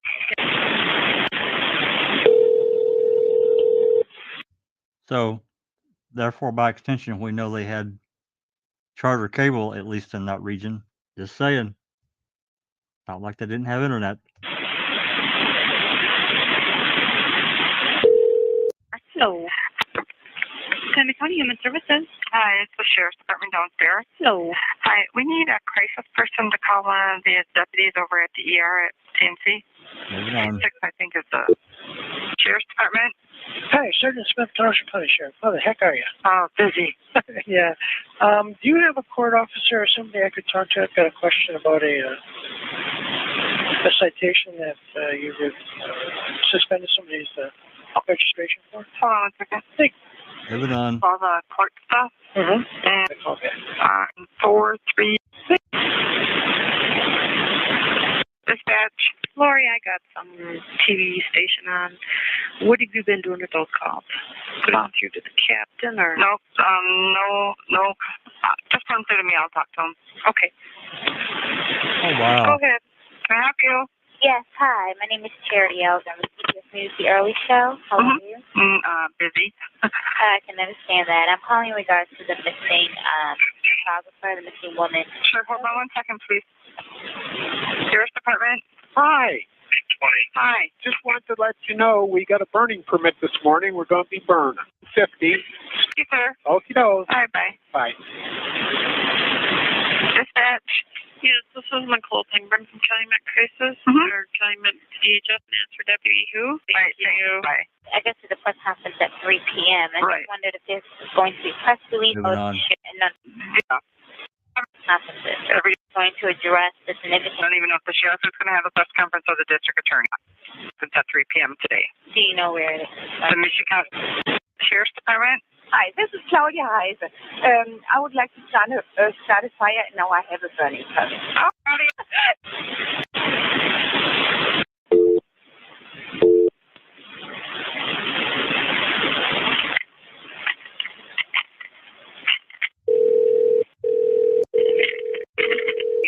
Just put them down. Hello. Hi. Hi. How you doing? Just put them down for now. Oh, yeah. Moving on. Personal call. Oh, we walked all the way through. We walked almost all. Wow. Sheriff. Diane, please. Sure. Okay. Do you have a time? Yeah. There must be a monster buck down there. Little, like, blister things on my hands. I fine or branching. Well, because I picked it, so that would be Blisters up like that, but then they burn. Oh, that's right where my ring. Like, Really not interested in your personal call. Yeah. Milk and everything. So. My sunglasses in your truck. I sweatshirt. You know what? Oh. Okay, what else? I own the thing. Bring it. I didn't even talk to the family because people keep Good grief. This is Jim from Michigan. Sheriff's Department. Yes, ma'am. This is Jim from Michigan. And you have a chance to fax those. Oh, sure. Thanks a lot. Okay. 1:14 p.m. Dispatch. Paul here. Hi. Can you run a criminal history check for Judge Poppy, please? Okay. Last name Vanden Wildenberg. VandenWildenberg. Yes. Okay. Daniel. No way! So where is he coming from now? I don't know. He wants to get his gun rights back. Oh, yeah? Daniel M as in Mary. 1:17 0614 p.m. Moving on. There you go. Irrelevant. 109 from 103. 103, we had a fire inspection.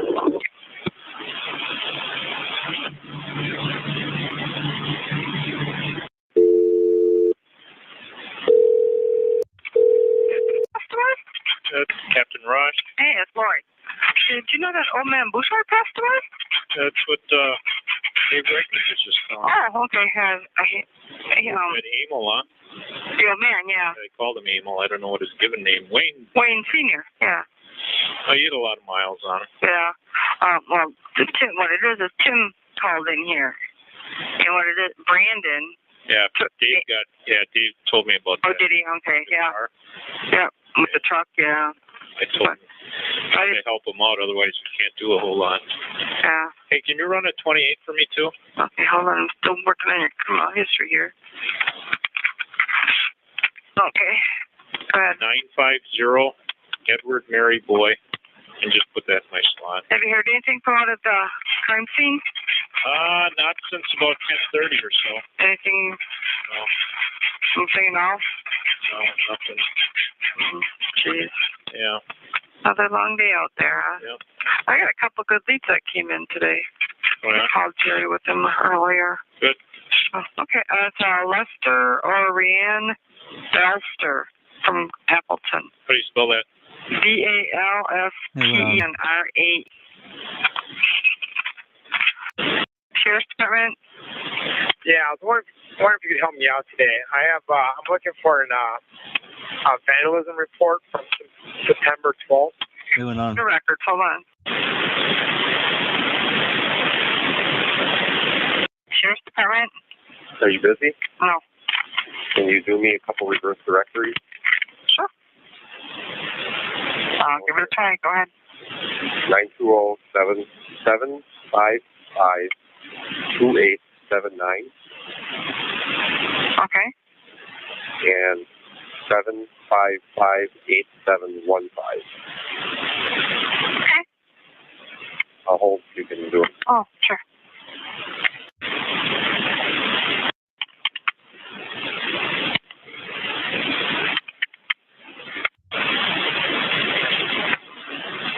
Charles Avery, that's the first one.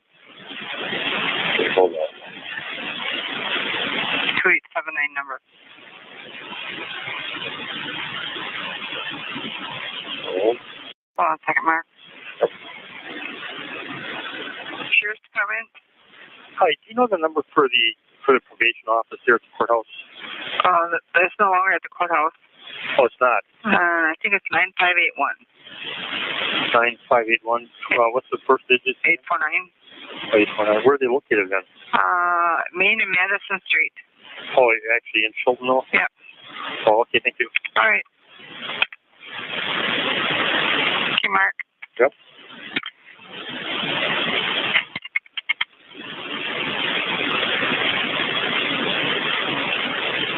Thomas Janda. Janda. Okay.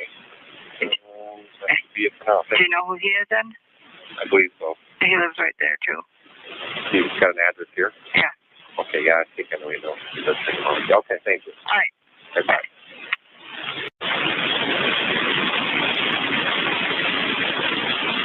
Sheriff's Department. Hello. Can I have Paul, please? Sure, 1 second. Sheriff's Department. Hi, this is WOMT Radio in Manitowoc calling. Hi. Just wanting to verify that there's a 3 o'clock news cap. All right. Sheriff's Department.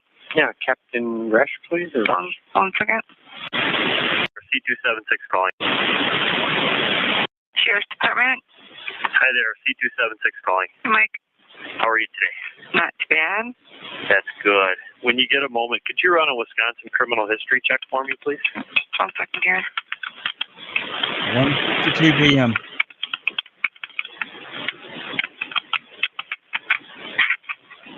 What's the name? Last name is Thiel. Thiel. Mm-hmm. First. Bradford. Bradford. Okay. Now initial. A is an Adam. He'll be a male white. Date of birth of 12/9/66. 12/9/66. And you want the criminal history, you said? Yes, please. Okay. I need to know if he's a felony offender. Okay. I'll have that for you later, though. I'm in the middle of something, so. Okay. No problem. All right.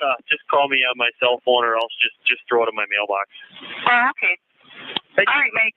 Okay, bye. Bye. Sheriff's Department. This is Betty Van Snoop from Town of Harrison. We have a burning permit. Sure, what's the address? Sheriff's Department. Hi, is the sheriff around? No, he's not in the office. Okay, this is the Dispatch calling in Eskimo, Wisconsin. Mm-hmm. Do you guys have any kind of news release you're putting out on this? No, because they're doing a press conference. Oh, I see. Okay. Very good. Okay. We would just ask because we want to make sure everything is done because we're in Marinette County. Right. Oh, yeah. Because they're having a press conference, they're not doing any press releases. Okay. When are they doing their next conference? 3 p.m. today. 3 p.m. today. Yeah. Okay. Thank you. All righty. Sheriff's Department. May I please speak to Deputy Jennifer Brass, please? She's not in the office right now. Can I just get her voicemail? Sure. 1 second. Sheriff's Department. Hi, if there's someone in the area at the Darboy Community Park, I just told somebody that there's no dog door in the park, and she's still walking around the park with them.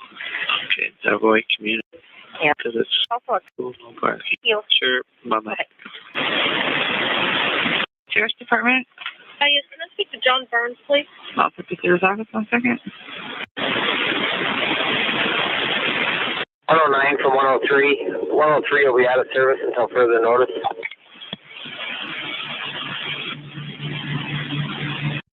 That sounded like a helicopter to me. I'm going to play that again. 109 from 103. 103 will be out of service until further notice. Did y'all hear that? Or am I going crazy?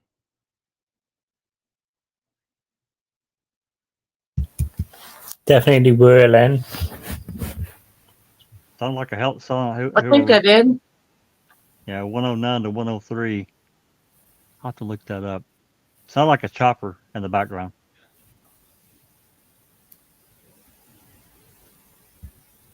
Just want to make sure I wasn't the only one that heard that. No, I did hear the noise in the background. Okay. Wanted to make sure. All right, moving on. 2:15 p.m. Sheriff's Department. Hey, Lori, C276 calling back. Hi, Mike. Hey, did you get a chance to run that criminal history? No, I haven't.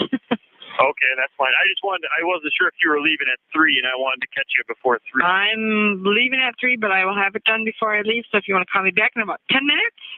I'll do that. Thank you much. All right, thanks. Bye. Bye. Sheriff's Department. Hi there, it's Trina Thompson calling from Fox News Channel in New York. Mm-hmm. I wanted to possibly talk to somebody about possibly being guests on a weekend show if the Teresa Marie Halbach case is still ongoing. Who are you looking for, the sheriff? The sheriff, yes, sheriff would be great. Just somebody to come on a show either Saturday or Sunday at 9 p.m. Eastern time. Hold on 1 second. Let me put you to the captain. Thanks. Hey, C276 calling. Hi, Mikey. I don't know what you're looking for, but he's a felony offender. Does that mean anything to you? It says felony offender? Yeah. Real big across the top of his criminal history. Okay. Does it say what it's for? If you scroll down, does it say what if he's got what the conviction's for? Let me take a look.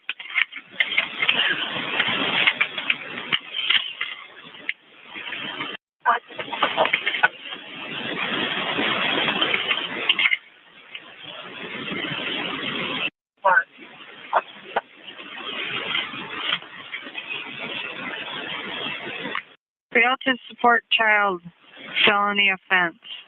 Okay. Does it have a conviction date? December 2001. December 2001 conviction? Yeah. Super. Hey, thanks so much. Hold on 1 second here. Yep. That was the charge date. Okay. Moving on. Did jail time. Oh, it was amended by prosecute, the felony was, to misdemeanors. Here, okay. Fail to support child. It's from January of 2003. Sentencing date was January of 2003. 2 years probation by judgment. Okay. January of 2003. So it was a felony? Yeah, that's what failed to. So a felony. So that's a Sheriff's Department. Hi, Polly over at the emergency room. Could you page out 861 for a non-emergency transfer? To where? Fond du Lac. Just a basic mental.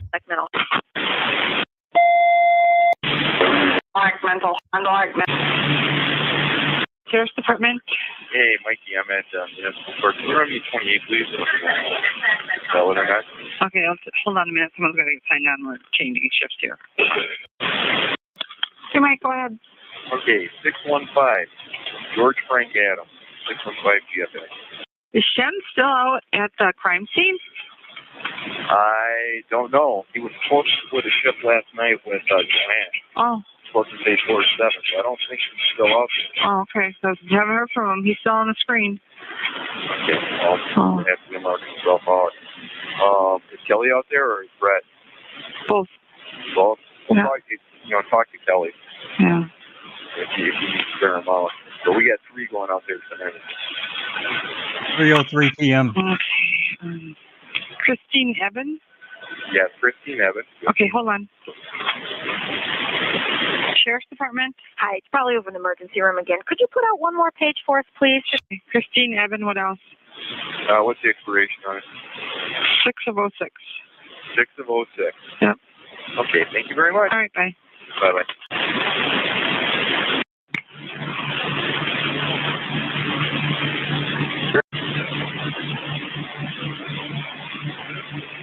Damn County Sheriff's Department. Yeah, Steve, Wally D. Yes, sir. How you doing? I am doing fine. Sorry to hear about your mother-in-law. That's okay. Thank you very much. I'm being sent out to Timbuktu, I guess, from City of New Holstein for the county. Okay. Do you have any idea where I'm going to be headed, or who can tell me where I'm supposed to go? Going up to the junkyard? Are you supposed to go up to that junkyard? Or? Yeah. Okay. I have no idea where it is. Okay. Moving on. If you're busy, 51. 64. 146.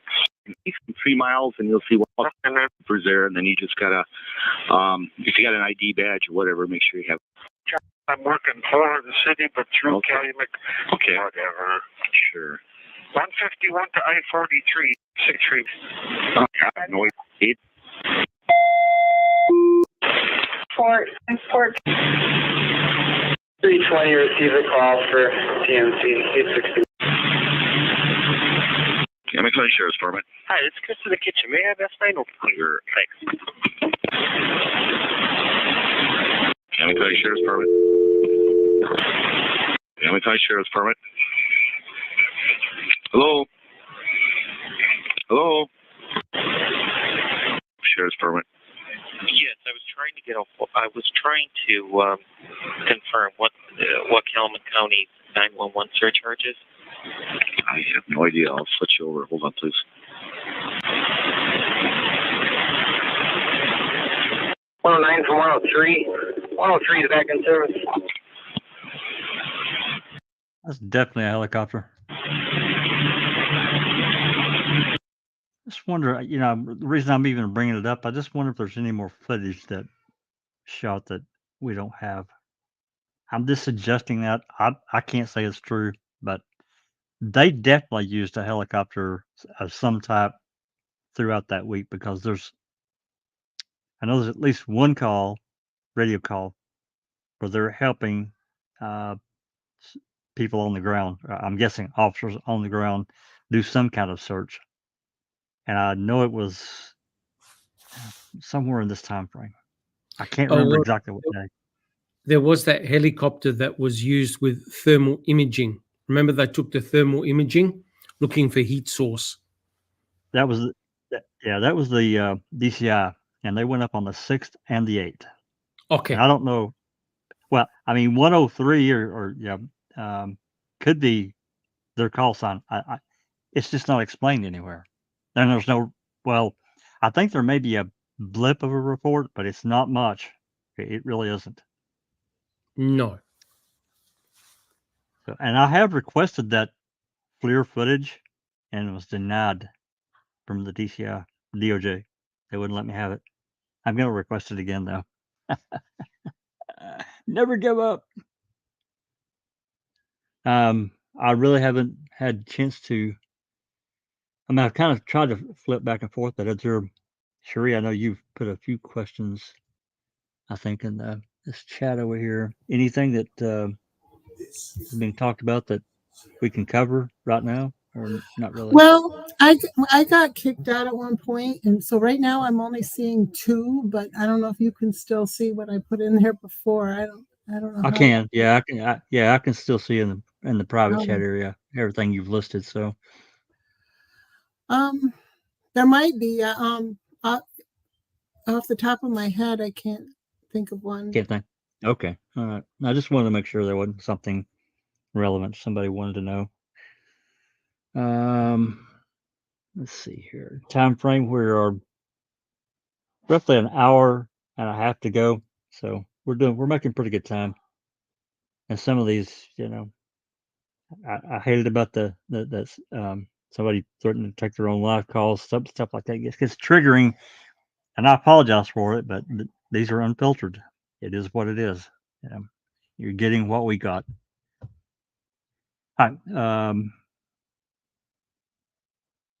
I'm trying to do this for my own. It's 15:23, 3:23 in the afternoon, and this helicopter. So I'm gonna have to look into that. And I'm curious because it's such an unreported thing, and I just think it's so unprofessional that there should be something more than just a minor blip. Because I know that they helped, and there could be radio traffic that was recorded somewhere else. And I have actually requested radio traffic from the DOJ, but that went absolutely nowhere. So, moving on. Maybe they saw ghosts. I'm sorry. Maybe they saw ghosts down there. Like, I couldn't hear you, Susan. I said maybe they saw old Yost down there by the burn pit from the helicopter. Well, he was by himself, so it's possible. Yeah. All right, moving on. Yes, Frank Figure from Appleton. You have any thing about where you can volunteer to do this search? Yeah, I'll give you a phone number. 810. Yeah. Investigator Hilgus. 2400. And the guy's name is Ryan. All right, thank you. You're welcome. Bye. Calumet County Sheriff's Permit.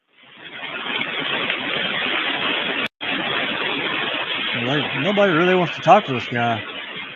Calumet County Sheriff's Permit. Yes, could you please tell me if Lori Haraski is there? Nope, she's gone for the day. Thank you very much. Sure. Calumet County Sheriff's Permit. Yes, who would I talk to see if you could help look for that girl? Okay, ready for the phone number? Yes. 810. 2400.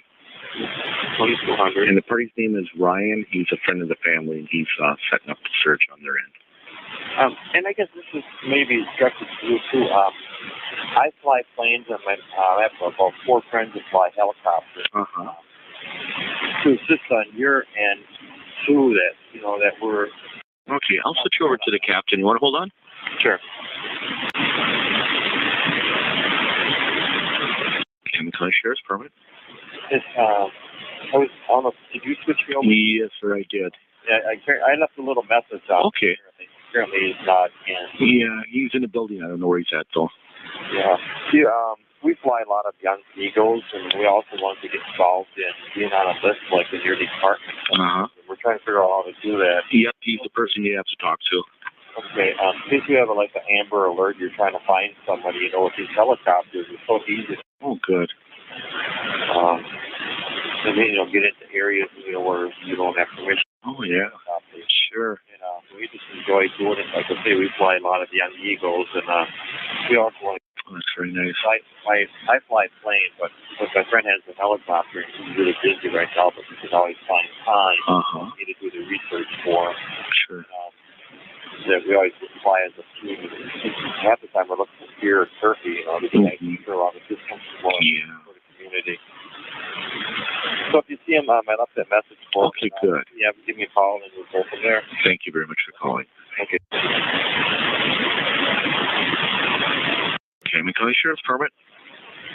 Yes. I was given this number for John Beering. Deering, okay, he's out of the office. What do you need? I had talked to the photographer Teresa on Monday morning at 11:35, and I just talked to her business associate Tom Pierce. And he just asked me to go ahead and let you guys know, because you're trying to put a timeline together. Okay. I'll switch you to his office. Okay, thank you.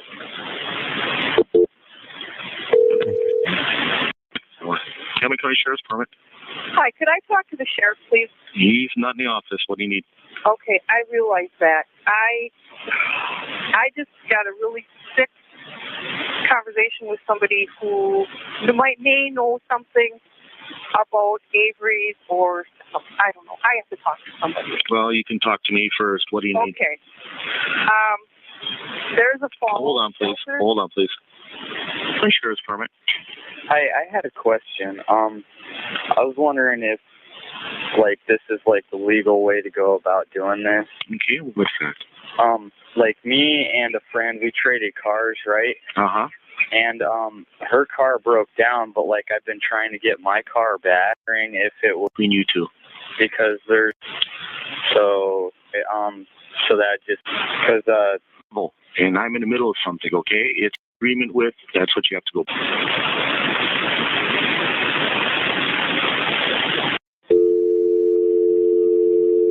I got to get that call. He was talking to that person. Great. Hello, it's Mark. Yeah, Mark. Steve, can you talk? Yeah, go ahead. Yeah, I got a call from a lady. Did you guys locate a fallout shelter anywhere out there? A fallout shelter? Well, she started talking to me. That call was completely cut off. We didn't get it. He didn't go back. Or that really pisses me off because he had her on hold and he didn't go back to her. It's gone. I thought maybe that was we burned the bitch call. Sounded like coming through other people. I don't know. He's talking about this. Apparently, this woman's reporting a fallout shelter like he had a dungeon built out there. God. Oh yeah, that's different. Yeah. Yeah. I hadn't heard that one. Fallout shelter. Yeah. Well, I've heard it before that there was, Avery allegedly had some kind of underground dungeon or whatever, Yeah. which I guess you could kind of think of as a fallout shelter, but sounds more like traps to me. It just pisses me off that they clipped whatever she said to him. It's clipped from the record here. Yeah. Mm. And I know it. I'm sure it was recorded. So anybody wants to say, well, no, they didn't edit those calls. Yeah, they really did. Fallout shelter anywhere out there? A fallout shelter? Well, she started talking to me about a fallout shelter. I got another phone call. And when I got back to her, she hung up. So I'm hoping she calls back. But she states that she was talking to somebody. And hold on.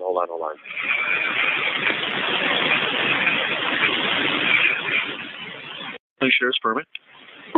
Hello, sheriff's permit. Maybe we're going to call back. You there? Yes, sir. Okay, go ahead. Okay, this lady started talking about, she was talking to somebody else about a fallout shelter. Okay. I don't know if Avery's had one on their property or there's like that here. There is nothing? No. Oh, okay. I'll wait and see if she calls back. All right, thanks. Sure, bye. Okay, I'm calling Sheriff's Department. Hi, this is Travis Weisberg calling. Mm-hmm. I am trying to find out somehow if I'm able to hunt because back in the 90s I got in trouble with taking internet check. Okay, I'm calling Sheriff's Department. Yo. Is Craig still there? No, you left quite a while ago. You left quite a while. Okay, I'll try him on his cell phone. Okay, look, sir. Okay, I'm calling Sheriff's Department. Hi, Steve. It's Jerry. Yes, sir. Hi, I'm looking for a phone number for Marvin Monfiles, Monfiles, in Green Bay. I think I might have written it down wrong or something. Okay, hold on, sir. Okay. I'll have to... Hold on. I'll have to check the phone book. Hold on, Jerry. Okay, sure. Thank you. Okay. I got a Marvin, but it says Luxembourg. Okay, is it a 465 number? No, it's 866. It's good. I can go through directory systems if you wish. Take up that cold. Yeah. Unless our phone book's old, Jerry, and they moved. Okay. The one I had was 465-4096. No, that's not if I transcribe or transpose the numbers. You got written in your office? I can switch you to the captain. Maybe he can look. No, I got this from Lori. It was a tip. Yes, Avery was supposedly in a restaurant in Cribbet. Okay, well, let me Thursday evening. I'm just checking to see if the tip sheets are here. Nope, nothing on the tip sheets. No, sir, nothing. Nothing. Okay. I can. Well, what the hell should she do with her tip sheet? Probably go back. Do you know what time it is? I can go back on the call check. Oh. No, I don't know what time I spoke with her on that one. It would have been this morning. Definitely around 11 o'clock, but I'm not certain on that either. I just said, well, we'll sit on that one. I'll see what I can locate later. Okay, Jerry. Okay, thanks, Steve. You're welcome. Bye. Yep.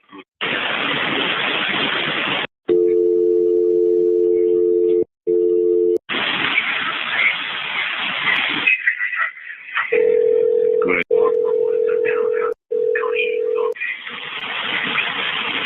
909. Hi, it's Jerry. Yeah, Jerry, Steve.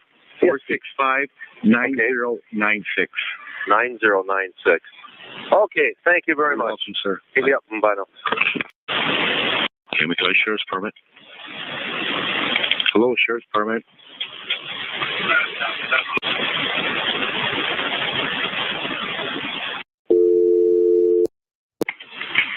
Oh, my bad.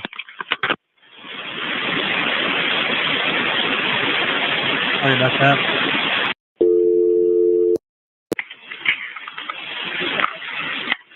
I don't know what that was. Go ahead. This number ain't in there. Oh, I'm gonna need Wally's and all of that too. Wally's on his way up I didn't there. do that. Oh, Wally's on his way up there? For the Holstein. Oh, for the Holstein, okay. Yeah. Okay. Okay, Jim Rogers, 989. Okay. 1656. 1656. And what's Chuck's? 4651. 4651. Okay. Anybody else you think that's on their day off and anywheres that we haven't had? 408 No. p.m. Okay. We're doing a schedule. Moving on. And I'm doing a I'm calling it a thanks, Mike. Hamilton Sheriff's Department. Hopefully I'm calling it a non-emergency line, is that right? Yes. Great. My name is Todd Padelka, and I'm doing a research project, and I was wondering if the County of Calumet Sheriff's Office has any contract policing agreements with any county villages or... Yes, you do. I'll transfer you. Hold on, please. Hamilton Sheriff's Department. Hey, Steve, it's Kurt. Can you do me a favor and tell me Scott Schwartz's cell phone number?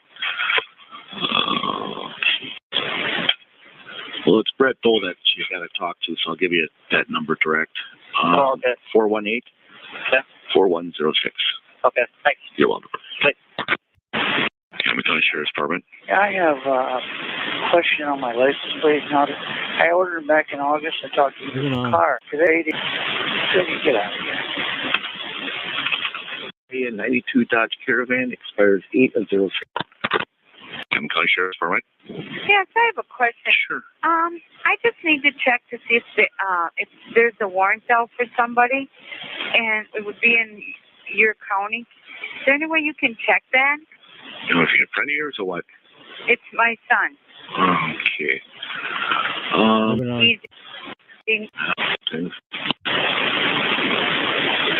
Hamilton Sheriff's Department. Could you tell me if anybody dropped the wallet off there? Not that I'm aware of.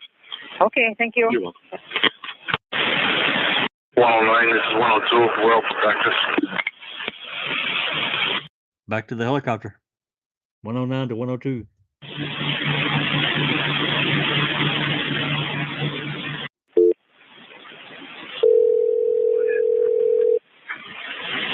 $4:25 p.m. 4:30 p.m. now. Yeah, Paul, Steve. Captain Rush. Yeah, Paul, Steve. You didn't fill out this warrant worksheet. Oh, okay, I'll be ready. Thanks. Yes. Sir. Hamilton Sheriff's Department. Yeah, did anybody hand in a wallet up there? No, you called already. Okay, thank you. Sure, bye. Hamilton Sheriff's Department. Yeah, can I get some more pictures of Teresa Halbach to put up in some businesses? I'll give you a phone number to call. Okay. 810. Okay. 2400. Okay. And that's Ryan, and he's helping with the family in searching. Okay. Okay. 810. Pardon? Say it one more time, please. The phone number or the name? The phone number. 810. Okay. 2400. Okay, thank you. You're welcome. Bye. Hamilton Sheriff's Department. Can I talk to Paul Rush? I'll patch to his office. Yes, can I speak to Captain Roush or Rush? Yeah, I transferred to his office. I don't know where he's at. Okay. Do you want his office again, or what are your wishes? I'm sorry? Do you want his office again, or what are your wishes? Oh, sure. He's not in his office. Oh, does he have like a voicemail? Yes, he does. Can I have that? Sure, hold on. Miami County Sheriff's permit. Can you give me Sheboygan County Sheriff's number? 459 3112. 3112? Yes, sir. Thank you. Bye. Miami County Sheriff's permit. How's it going today? Real good. Oh, Rob Shane calling. Yes, sir. Hey, what's your plans for tomorrow? Do you have an idea or not? No, they haven't told me yet, Rob. Okay. So we were thinking that I talked to a couple of other chiefs, and if it's possible, if they can do it at test time, that if anybody is interested should call their chief. Oh, okay. It'd be easier to get it across to everybody. Yes, sir. When Weeder calls me after a while, I'll check with him. Okay. Yeah. So yeah, it's a good idea. That would save us a lot of phone calls. Yeah, that's a lot of stuff. Yeah. So. Okay. Thanks, Rob. All right. Take care. Bye. Miami County Sheriff's permit. Hey, Steve, it's Josh. Yes. Is Weeks still working today? Weeks, yes, he is. Okay. Do you have a cell phone number for him I can call him at? Sure, it's 418 Yep. 4087. Thank you. Sure, bye. Bye. Okay, it's 3:50. I'm pretty sure he said, did he say Josh? I'm not sure what it sounded like. Anyway, 4:50 p.m.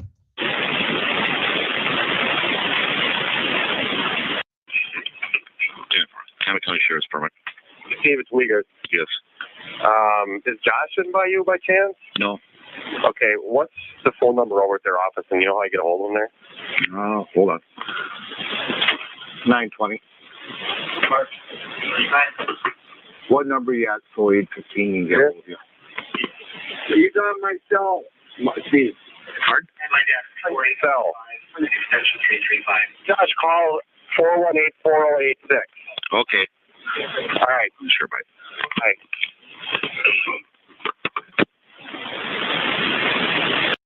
Yeah, hi. I don't know if this is anything, but I was walking to work today and I found a blue coat in the dumpster, or not a dumpster, but a garbage barrel. 5:03 p.m. Frisbee golf thing? I don't know. You guys treat the whole bunch thing? Well, why don't you call the Connor PD then? Connor PD? Yes. Okay. Okay? Sure. Thanks much. Miami County Sheriff's permit. Hi, my name is Tracy Kozlik. I know this is not really an emergency, but when I dialed the 849-4855 number, there was no one there. Okay. I live in the city of Chilton, and one of my dogs is missing. I don't know what number is it. Permit. Hi, my name is Heather Shannon. I'm calling from Channel 18 News out of Milwaukee. Mm-hmm. I have one question about the Habak case, and I don't know if you guys can answer it or not, but I was just curious as to whether or not when she made that phone call at 2:30 on Monday the 31st, if that was after she had left the Avery property or before she had I have no idea. You don't? Okay, is there anyone else there that could answer that? Nope. They're all gone? They're all gone, yeah. Okay. All right, well, thanks. Sure, bye. Bye. It's interesting.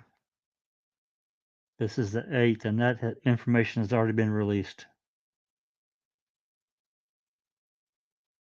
Yeah, I'm just trying to think in my brain when that came out into the public, because again, we're just a very few days after the fact. And who got that information? How'd they get it? Number one,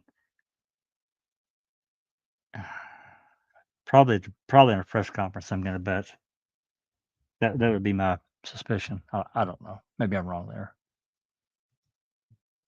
He says that before she got there or after she left? That's right. And he doesn't know. So I'm just curious because it's so early in the investigation, and this is already out. She was reported missing on the evening of the 3rd, And here we are, basically, 4 days later. This information's out in the That's public. usually stuff they hold close to the chest, you know. That's right. That's right. That's exactly right. Except, of course, in the Avery case, we don't do that. Get everything out there that we want out, but withhold other things. That's fine. Yep. All right. Like I said, it's 5:08 p.m. Moving on. The County Sheriff's Department. Hi, I think one of your detectives, please. No, they're busy right now. What do you need? My name's Dennis Stricker. I work at Station Patrol over in Maclock. I was covering across the name J. Carlos Alamanza Martinez. Who was convicted of second-degree sexual assault of a child. INS. Okay, I can put you to investigator's voicemail. They're busy on that missing persons right now, but I'll put you to the voicemail. Hold on, sir. Thank you. Martinez call.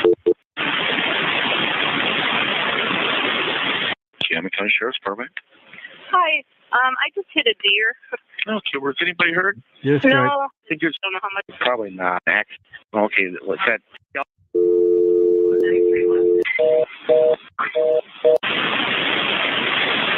Cameron County Sheriff's Department. Hi, I just called. Yeah. I think I got cut off. Sure, we'll try it again. Hold on, please. Okay, thanks.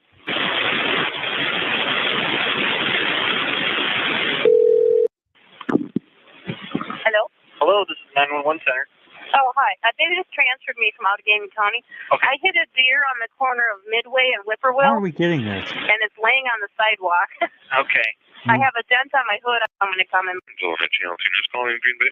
I know Cameron County Sheriff. I don't know if I should wait for someone to come and look. Or... Yeah. See, even they cut it off right here in the mid of this call. Man, they screwed with this stuff so bad. County Sheriff's Department. Hi, this is Jim Dillon at Channel 2 News calling Green Bay. I know we had the news conference. I just had one question. Do you know if there's any active search going on tonight, or are they through with the day? I have no idea what they're doing over there. Okay. Are they still over at someplace, or they got a command post set up? I know that we got a command post set up, but I have no idea what they're doing over there. Okay. Fair enough. Thank you. You're welcome. Cameron County Sheriff's Department. Hi, my name is Mike Dowsik. I live in Chilton, and my wife said she was in contact with somebody at night about a lost dog. What's your name again? Moving on. Yeah, Chilton. Oh, Okay. You don't have his ours or Chilton Officer. 410? Thank you. Bye. Yeah, I just hung up. Yeah? Yes, can I help you? Yeah, I just hung up. I want to get through again. I hit the wrong last number. Oh, so you don't want to talk to me? No. Okay, bye. Cameron County Sheriff's Department. Yeah. Oh, I just hung up with you, didn't I? Yes. Oh, I put 6 at the last number instead of 5. Okay. And So you don't need me? no, I do need you. Oh, okay, go ahead. I've got some info. I relate it to a Manawa County Sheriff's Department, Mm-hmm. but I don't know, and it doesn't look like it ever got taken care of. Okay. Because I thought I saw her vehicle by the public exit by Tuma Lake either Wednesday or Thursday. And I was talking to the neighbor there, and it probably was Wednesday. Okay, where'd you find that vehicle? Well, I'm like over 50% sure it was the same vehicle. You know what I'm saying? Mm-hmm. I'm not 100%. Usually when I see something strange, I write down license plate number, and I didn't do it this time. Okay, well, where did you see it? By the Tuma Lake public access. Where's that? It is like 3 to 4 miles away from the Avery property. Oh, okay. Tuma. Okay, what's your name, sir? Tony Rathsack. Tony Rathsack? Own property on the lake. Oh, okay. And your phone number, sir? 794-7112. Okay, what I'll do is I'll put this on the list, and one of my investigators will probably get back to you. What happened, what I saw, can I Yes, go ahead. elaborate? Sure, of course. What I saw is I saw a small SUV back up toward the boat launch. You know, with the tailgate, like toward the lake. Uh-huh. So, you know, there was something there or something, you would not be able to see it. You know what I'm saying? Sure. And I could not see a boat or anything on the lake. But when I went around the lake to our property, I did see a canoe. Probably an aluminum craft because it was a silver aluminum canoe because there aren't that many companies that make them. And with one gentleman in it. And I don't know if he was just fishing, but I know there's a and I just, you know, it happened before it was out that she was missing and stuff. And that's why I didn't, you know, but I've been redoing this all in my head, you know, for the last 3 or 4 days. But I told the Manoa County Sheriff's Deputy on Sunday morning, so I don't trust them. Okay, what I'll do is I'll get. I don't trust them. Why is that? Really? I hate to laugh. That's probably awesome. a little rude. Well, it's a little rude on my part, but I'm thinking back now. He's telling the story, but I don't. And of course, I can't remember every call, just like anyone else. But I don't remember hearing this guy report this to Manitowoc in any of the calls we have, and he could have. I'm just saying. I don't recall. I don't either, Dad. And I've listened to all of them. I won't say a bunch of times, but several times. I don't trust them. Really? It would be interesting if he would open up and say, if they says, "Well, why don't you trust them?" Well, anyway,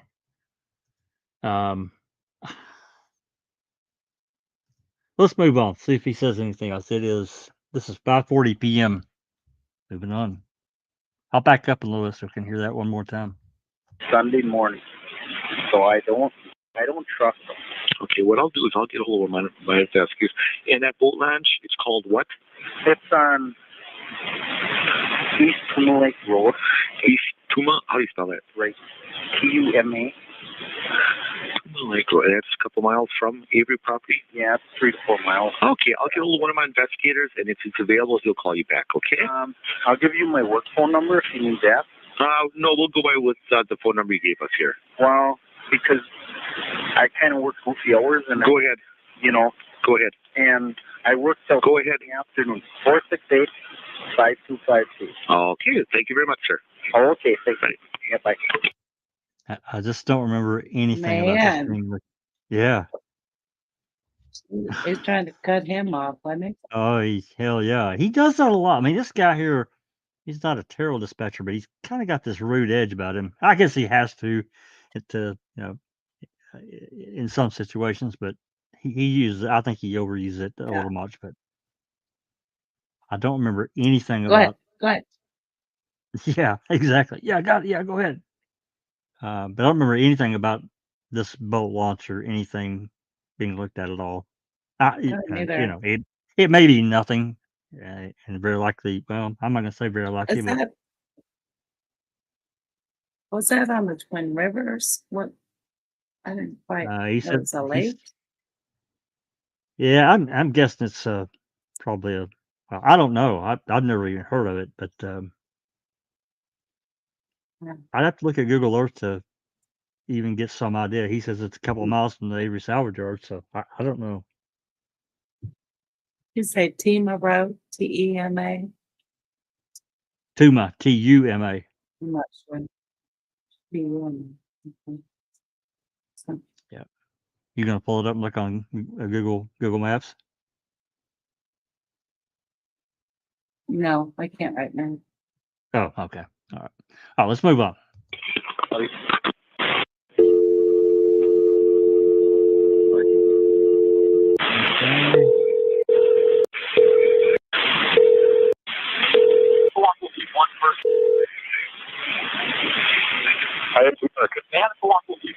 Hello, Mark? Yeah. Yeah, it's Steve. Can you talk? Yeah, hold on. Oh, yeah. Okay, go ahead. Mark, I got a call from a gentleman that saw a vehicle that fit Hulbuck's description at Tuma Lake boat landing last Wednesday. What time? I didn't get a time. I got a phone number for the gentleman. Okay. Let me get inside. I got to take that. Okay.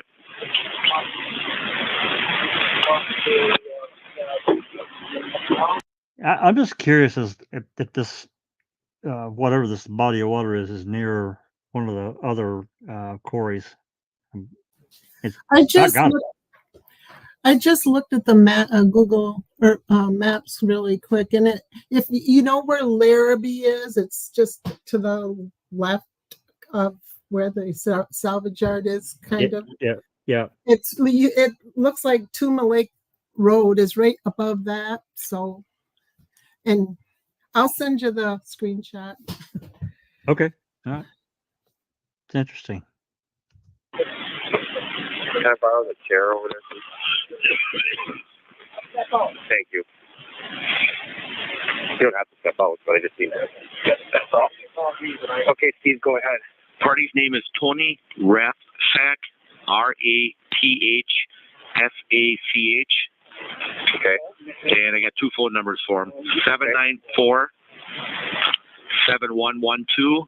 Okay. And also 468-5252. And you saw a car that fit that description last Wednesday at the Tuma Lake Road. It's probably a couple miles from you. Tuma Lake Road. Near the boat launch. Boat launch. And it's backed up against there, so.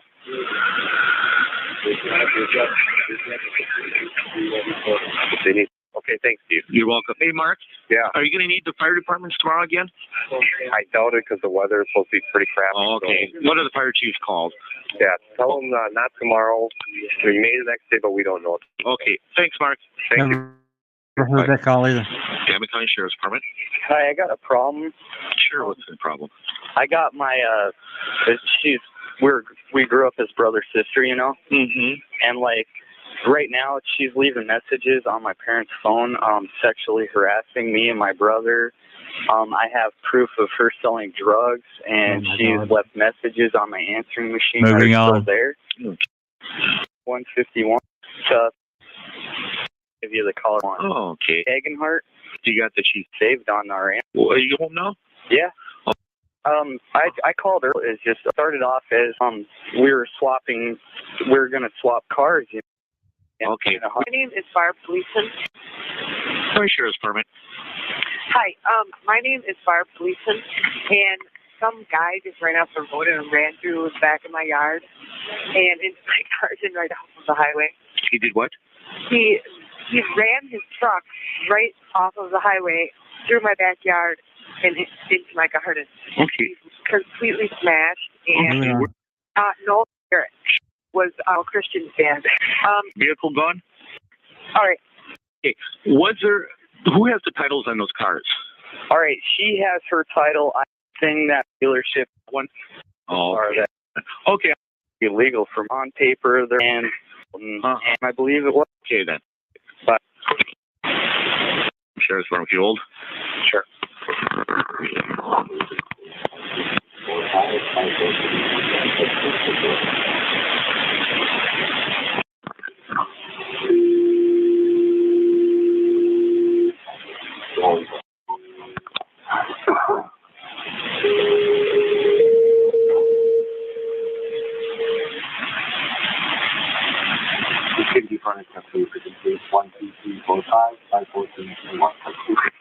Let's help you.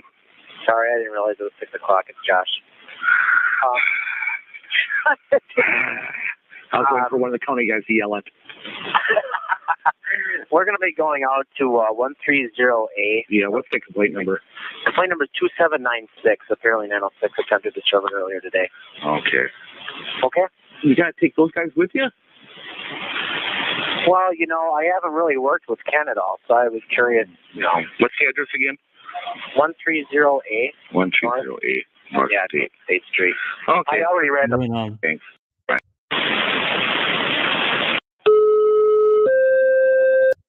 Real cross for test. 1, 2.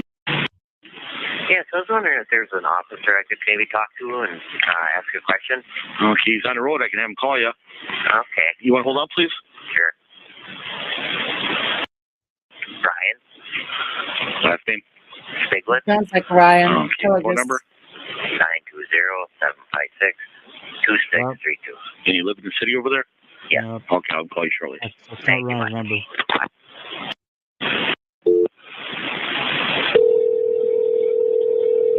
6:14 p.m. Kelly McConey-Dale. Yeah, Josh is going to be bringing the party in on our warrant shortly. All right. And he's going to be able to post, and he needs a court date. So I'm going to give him a court date of November 21st. Okay. Thank you. Yep, bye. Jimmy County Sheriff's Permit. Steve, hey, I'll call you back in a second, okay? Okay, bye. Thanks. Jimmy County Sheriff's Permit. Hi, I'm calling to report a vehicle that has a baby in the car at Walmart, and they've been gone Which for Walmart? half hour. The one by in Darboy. Oh. No.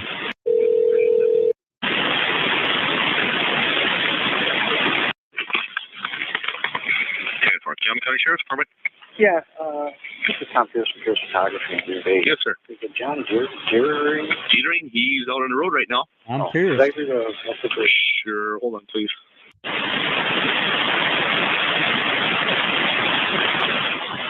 Jimmy County Sheriff's Permit. Yes, this is Marion Furman. We're out at St. Anne, and we have a mink farm. Uh-huh. I don't know if you've gotten any word from anyone, but we just got a fax. There's a Peter Young, who's a big animal rights activist. There was a hearing for him today in Madison. Yeah, he got about 2 years prison, didn't he? Yeah, I don't. It's courtroom with this fax and let them know. For our job. Steve.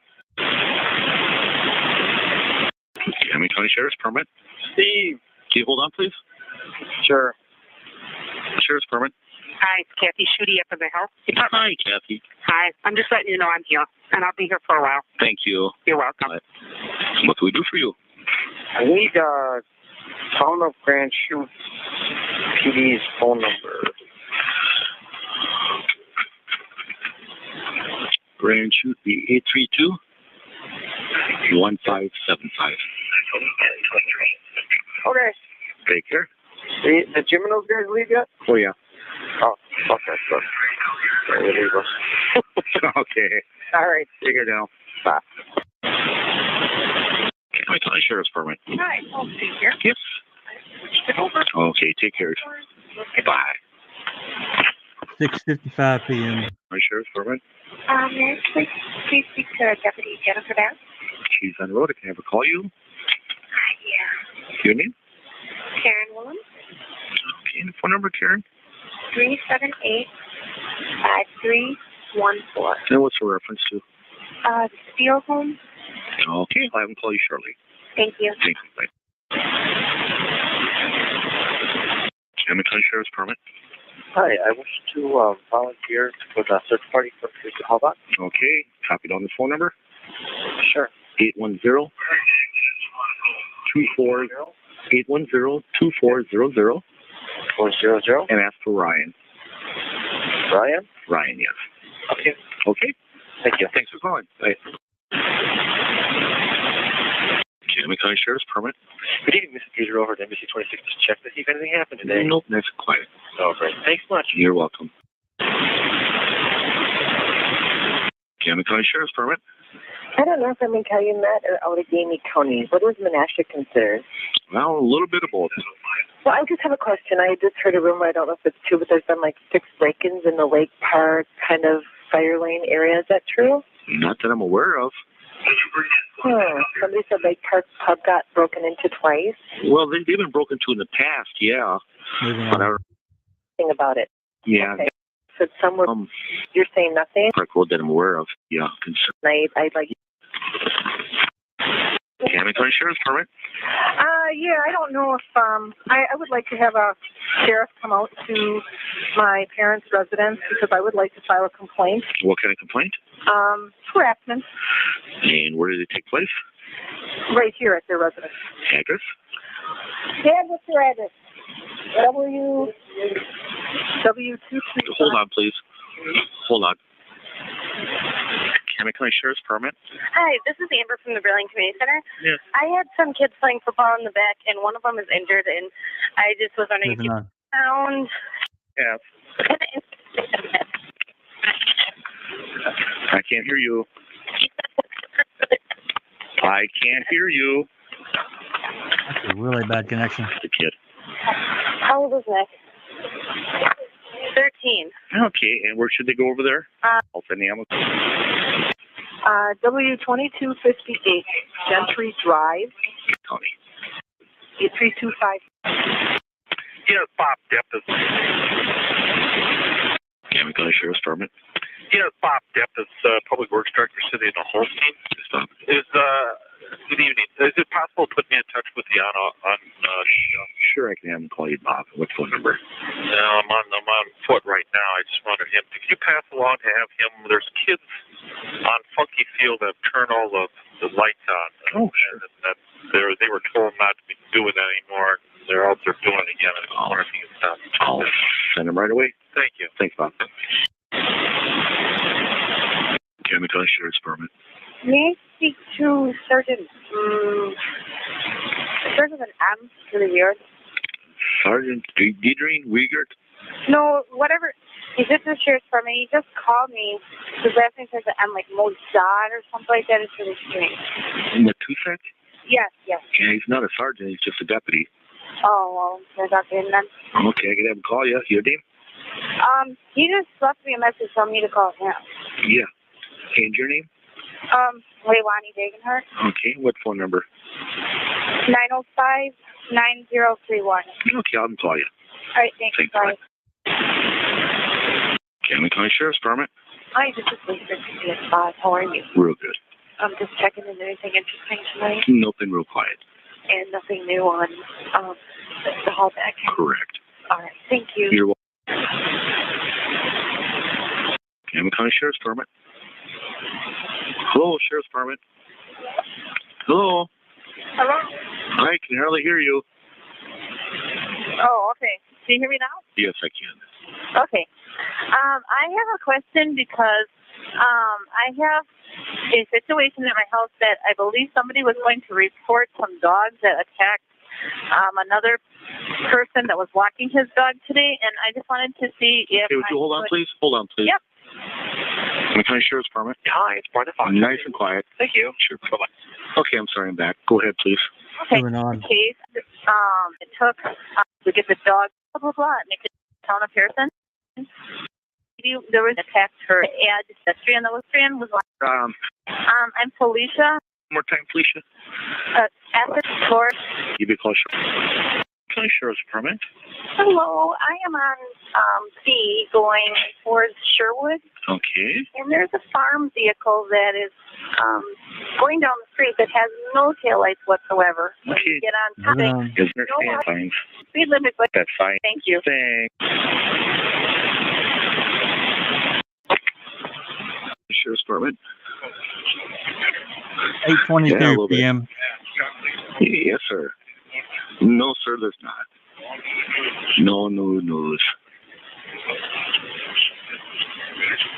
Barely even hear them at all.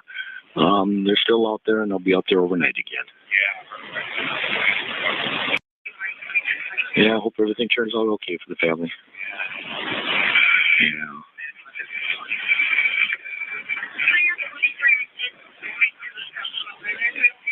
Uh-huh. Yeah. Have a good one. Thank you, sir. Goodbye. Bye. Calumet County Sheriff's Department.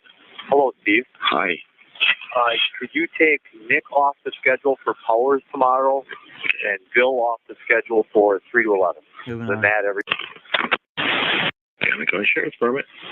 Yes, this is Brenda Ingersoll calling from the Wisconsin State Journal.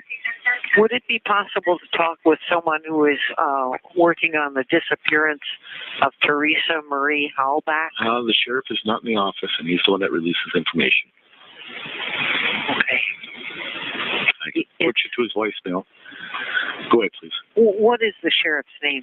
Gerald Pagel, Pagel. Pagel. Hill. Okay, and only he can speak, huh? Correct. Okay, and he can't be reached tonight? He's busy. I can put you to his voicemail. If he comes in, he can return your call, but I don't know what time he's going to come in if he does come in. But he might come in tonight? I have no idea. Well, let me try his voice. Sure. Sorry. Hold on. That's all right. I'm County Sheriff's Department. Hi, speak with Steve Bear, please. Speaking. Hey, Steve, Brian Anholt. Hey, Brian. How you doing? Good. Yourself? Good. Hey, we stopped down at your shift today. Uh-huh. And if I'm not mistaken, I think in our conversation last time you said you were going to have the panel there. Yeah, well, I got the panel at home. Do you need to? Okay. Yeah, in order to put the pedestal and run the conductors and everything in, we would need to put that in the panel, right? Moving on. I can get it. Okay, good. To get that in. OSB board, and then more or less the city could almost go straight behind there to their service. To the transformer there, you think, huh? Right. Okay. Get that nice and flush. Just put it on that. Oh, if that works easy tomorrow then for everybody, lady. I'm talking every news media and what we hear on. Yeah. Yeah. Oh. I work inside. Okay, sounds good. Sheriff's Department, right? Hi, is Kurt on duty? Kurt, son? I have no idea if he's working or not. Okay. All right. Okay, I'm the Sheriff's Department. I have no idea if he's working. Okay, is this Calumet County? Yes, it is. Okay, could you get a hold of somebody that is working and have them call me? They're all busy at the station. Okay. You want to call the station and see if somebody answers at 2250? 2250? Yes. Okay, thank you. Thanks, bye. Bye. Calumet County Sheriff's Department. Good evening, this is Peter over at Embassy 26. Just check to see if anything happens. Nope, nice and quiet. No. No, sir. Thanks, man. Sure, bye. Calumet County Sheriff's Department. Yes, I'd like to file a complaint. Sure, what kind of complaint? I was driving on my way to work, and I was on Quinny Road, and I was following this car, and I turned up Quinny Road. He put a spotlight in my window, like he was shining deer. Okay. And then I met him on Aspen, and then he turned down Ledge Road, and they were shining again at my car. Okay, you got a plate number? No, I couldn't. I tried to catch him, but I couldn't. Then he turned down Ledge too fast, and I just said screw because I got to go to work. Do you know who he is? No, I don't know who they were. Then there's not much I can do. Oh, really? No, sure, bye. Calumet County Sheriff's Department. Yeah, who do I speak to as far as like information on the Teresa Hall death? You need to start with me. I don't know if anybody. This stays confidential, right? Yes. My name will never ever be brought up. I'll give it to the investigator and tell them. I don't. It's all the as far as the Avery family. If all the houses, like if Earl's house was searched or anything like that. I believe they had search warrants for all the residences. Okay. Well, then they should have found something. Otherwise, I would have thought. Okay, we'll be supposed to. Something. They were digging up trees. I know they were digging up trees, and they planted some trees by Earl's place. Okay, how long ago? Last week sometime. Okay, what I can do is take your name down. One investigator can call you when they get a chance. Yeah, I really don't even want to be involved in the whole thing. That's okay with me. Okay. Thank you. Thank you. Bye. Calumet County Sheriff's Department. Good evening. This is Peter over at Embassy 26. Yes. Are we having a news conference again tomorrow at 3 o'clock? Yes, I believe they are. I think that's what I watched Channel 5's news conference, and I think that's what the sheriff said. Okay. And it'll be in Michigan again? That I could not actually tell. 8 a.m. and ask for the captain.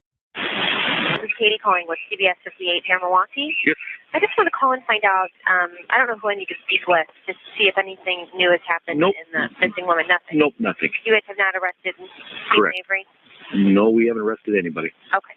All right. Thank you. You're welcome. Bye-bye. Not yet. It's coming tomorrow, though.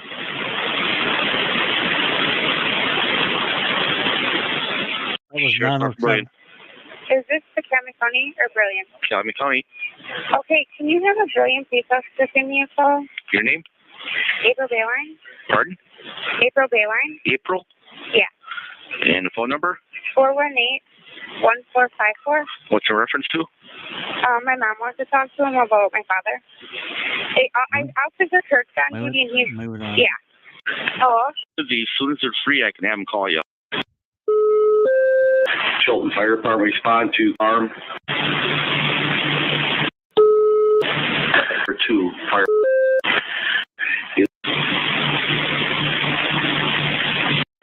Chilton Fire, did you copy the page?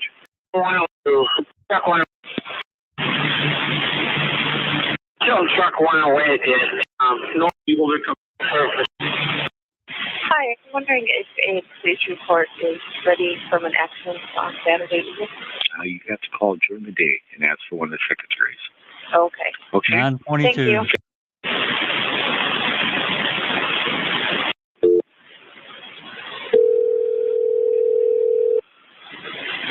Yeah, you want to tell Noelle I let her. Tony Joe. Yeah, you want to tell Noelle I let her female in accidentally in S3. Yes, she just got her. Okay, thanks. Children Fire Department, I see. Calumet County Sheriff's Permit.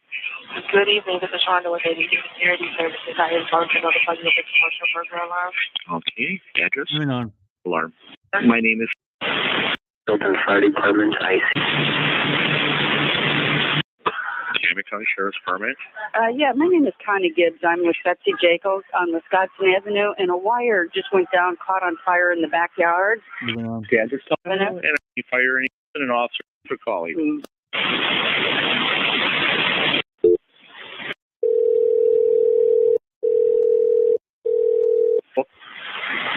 Hi, Ryan. Yeah. Hi, Ryan. Steve up to Sheriff's Office. You on call for electrical? Dan is, I guess, but I can. Well, you are? I mean, Dan is? Yeah, he was on call over the weekend. Oh, Dan then, or 327? Oh, okay, I will.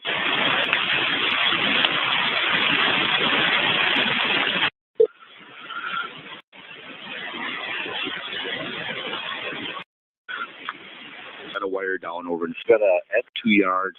I thought he's regular week. Chilton, I see the 920.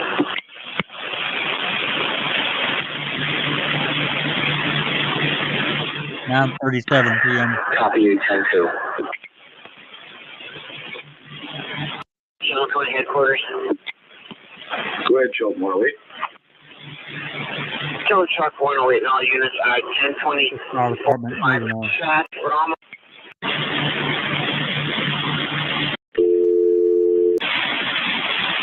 Calumet County Sheriff's Permit. Hi, this is Gary calling from the City of Chilton Fire. Sure. Could you hold on, please? You bet. Calumet County Sheriff's Permit. Hi, we're on H, right after G going west. Uh-huh. And there's a car and a tree, and it doesn't look like anybody's in there, but I just want to make sure that everybody's okay or it's been taken care of. What is it? There's a black car in the ditch, ran into a tree. Okay, nobody's there? No, I saw a car when we drove by, and I turned around to come back, and it doesn't. Yes, right past G. There's a guy. Okay. Minutes? Oh, you bet. Calumet County Sheriff's Permit. Hi, Gary, how about you? Yes, sir. Okay, I'm ready. You got time now, right? Yes, sir. All right. We received a call at 2114. 2114. And you guys were en route and arrived 2119. It's now 2206. And whatever that smells like. Calumet County Sheriff's Permit. Hey, Steve, it's Dietering. How you doing? Real good, John. 10:20. They talk to you busy. I'm good. Go ahead. I just got 2 calls. Apparently, this must have made CNN. Yeah. Some lady over in California saw her at 5 o'clock today in a Mexican restaurant. And another guy in Minnesota saw her on Sunday taking photos. We didn't hear either one of those calls that I can remember at all. Okay.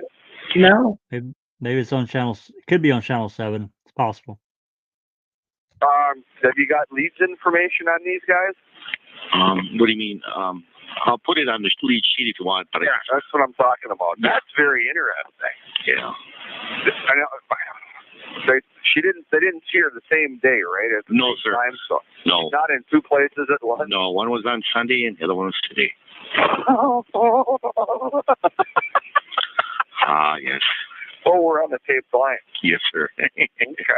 Well, I'm glad she's not in 2 places at Yes. once. Yeah. Do we have an evidence check on? No, sir, we do not. God, hey, do you know what they've been doing? Are the evidence lockers full downstairs? Ooh, I could not say tell you. No, Bill was spending a lot of time doing the evidence, so there might be something open. Maybe give Bill a call and he will tell you.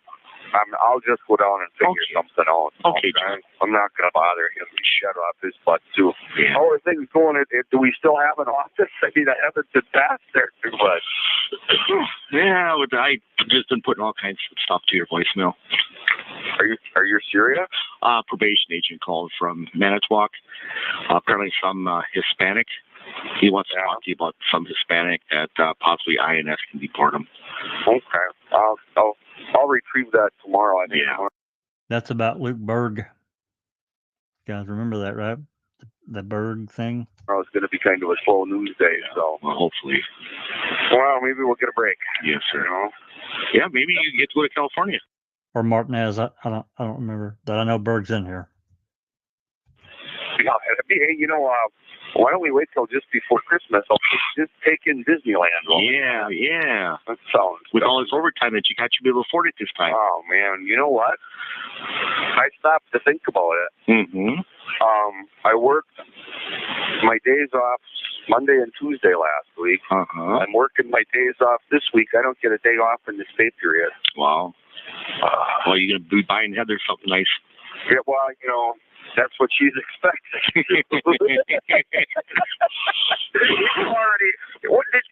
you been talking with her? Because we already had this discussion.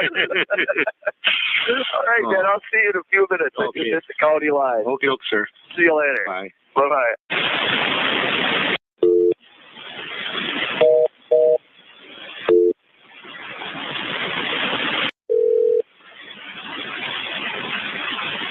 Hello. Hi, Amy?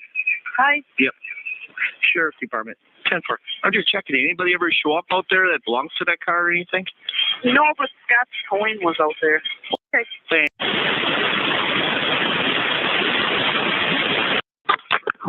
Cammon County Sheriff's Department. Hey, it's Kathy Schutte. I'm just letting you know I'm going to be leaving in about 2 minutes. Thanks, Kathy. Okay.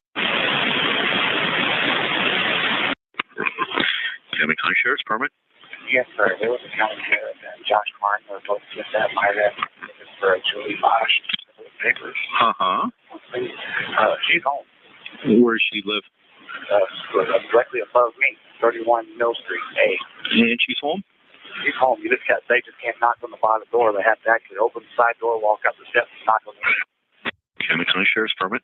Hi, this is Anjanette from Channel 5. How are you? You're real good. Good. Anjanette I Levy. just wanted to double check. The next news conference regarding Teresa Hallbuck will be at 3 o'clock tomorrow. Is that correct? That's what I saw on your website today. That's what the sheriff said, yeah. I think that's what he said too, but I was. Otherwise, why don't you call tomorrow morning and ask for the captain, and then hopefully they can tell you when it's going to be. Okay, well, I know the sheriff said 3 today. I just saw 3:30 in our plans for tomorrow. I just wanted to be sure that was exactly right. Yeah, I'm just going by what your news conference said today. Okay. So if not, call tomorrow and hopefully somebody can help you out. All right. Thank you, sir. You're welcome. Bye-bye. 10:33 p.m. Cammon County Sheriff's Department. Hi, this is Leilani Dagnard calling. Yeah. I just missed 2 calls, and I was wondering if it's from you guys. I have no idea. It wasn't from me. Do you think that deputy... Hold on, please. Okay. Okay, I'm sorry. I'm back. Okay, do you think it was that deputy guy? I have no idea.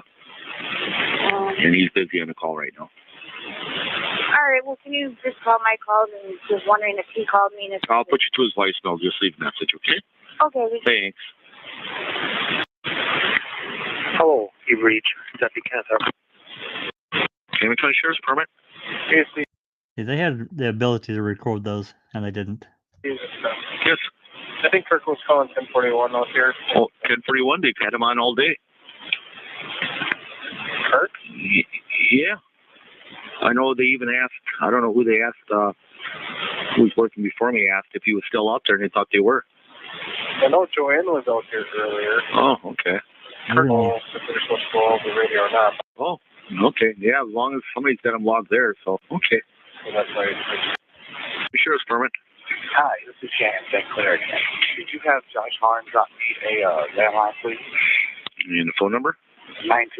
920-418-8255. 1092. Okay, he's busy, but I'll give him a message. Okay, thanks. Camucon Sheriff's Department. Yeah, hi. This is, first of all, this is an emergency. I work at over the Children's Grocery Store, Mm-hmm. and the police were just here looking for somebody, and I didn't recognize the name. Okay. I checked the schedule while they were here. Anyway, to make a long story short, after they left, I thought of checking another schedule. Uh-huh. It is on the schedule. So I don't know if you could call over there and tell her that she's going to be here after midnight if they're looking for her. After midnight? Yeah. I will. Thank you very much for calling. Okay. Bye. Yeah. Calumet County Sheriff's Department. Hey, is Steve still around? Yeah, just a second. Thanks. Yes, Josh. Hey, Steve. Who told you that she comes in at noon or at midnight? Must be the manager at Economart. He calls me 911. He said he went and searched a different schedule and found the other schedule. And that's where it said that she comes in after midnight. Oh, thanks. We're here and Okay. we'll be out at 49 East Reed Street. Calumet County 911. Yes. I need an ambulance to come, please. And the address? It's 100. Just a minute. It's 100 East Mitchell Avenue. We're in a secure building. We're in apartment 3. I will let them in. Where are you? Appleton? I am in Appleton. Okay, this is Calumet County. What is your phone number? I have a cell phone. I do not have a home phone. What is your cell phone number? It's 858-9618. 9618. Your name? Carrie. Carrie Watkins. Carrie, T-R? K-A-R-R-Y. Watkins? W-A-T-K-I-N-S. Okay, 100 East Mitchell, apartment number 3? Yes. Okay, what's the problem? My roommate, I don't know, she was just screaming that she couldn't talk and that, I don't know. Nicole, are you okay? I think she's diagnosed with okay, and that that is more than.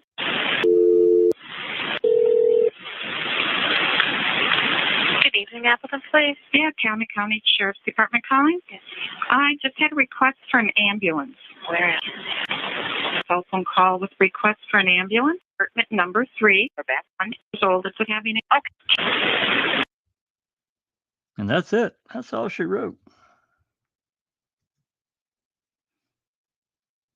And Channel 7's where we'll go the next time. Just like that.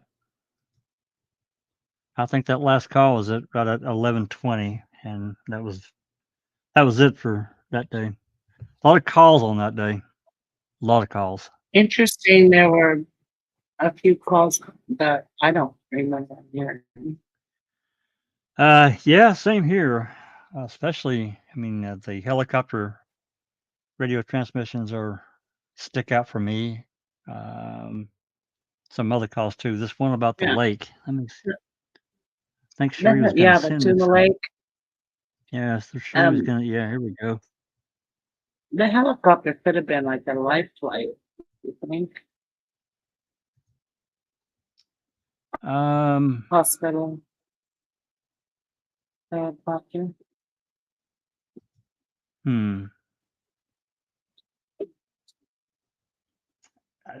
I suppose. I don't remember hearing anything about anyone requesting a helicopter. I guess, that's possible. Let me get this up here.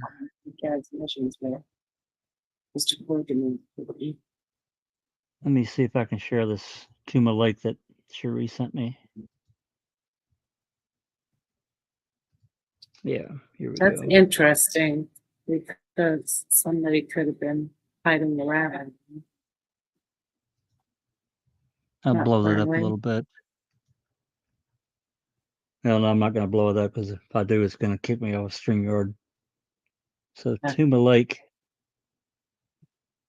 You're right there. Tuma Lake Road. Yeah, and that's heading up towards Xander. Oh my God, Xander Road, get away from me. I can zoom it. Oh. Yeah, it's nearby. Yep, there's Miss Scott. It is nearby. I'll have to pull it up on Google Earth and see what I can see. I'm just curious because of the potential for it being near one of the quarries, and it may mean absolutely nothing. It's just my curiosity, nothing else. So, all right, that's enough of that. Let me get that off here. So, let's get over to see if we have anything we can address that Sheree put in the chat over here for me.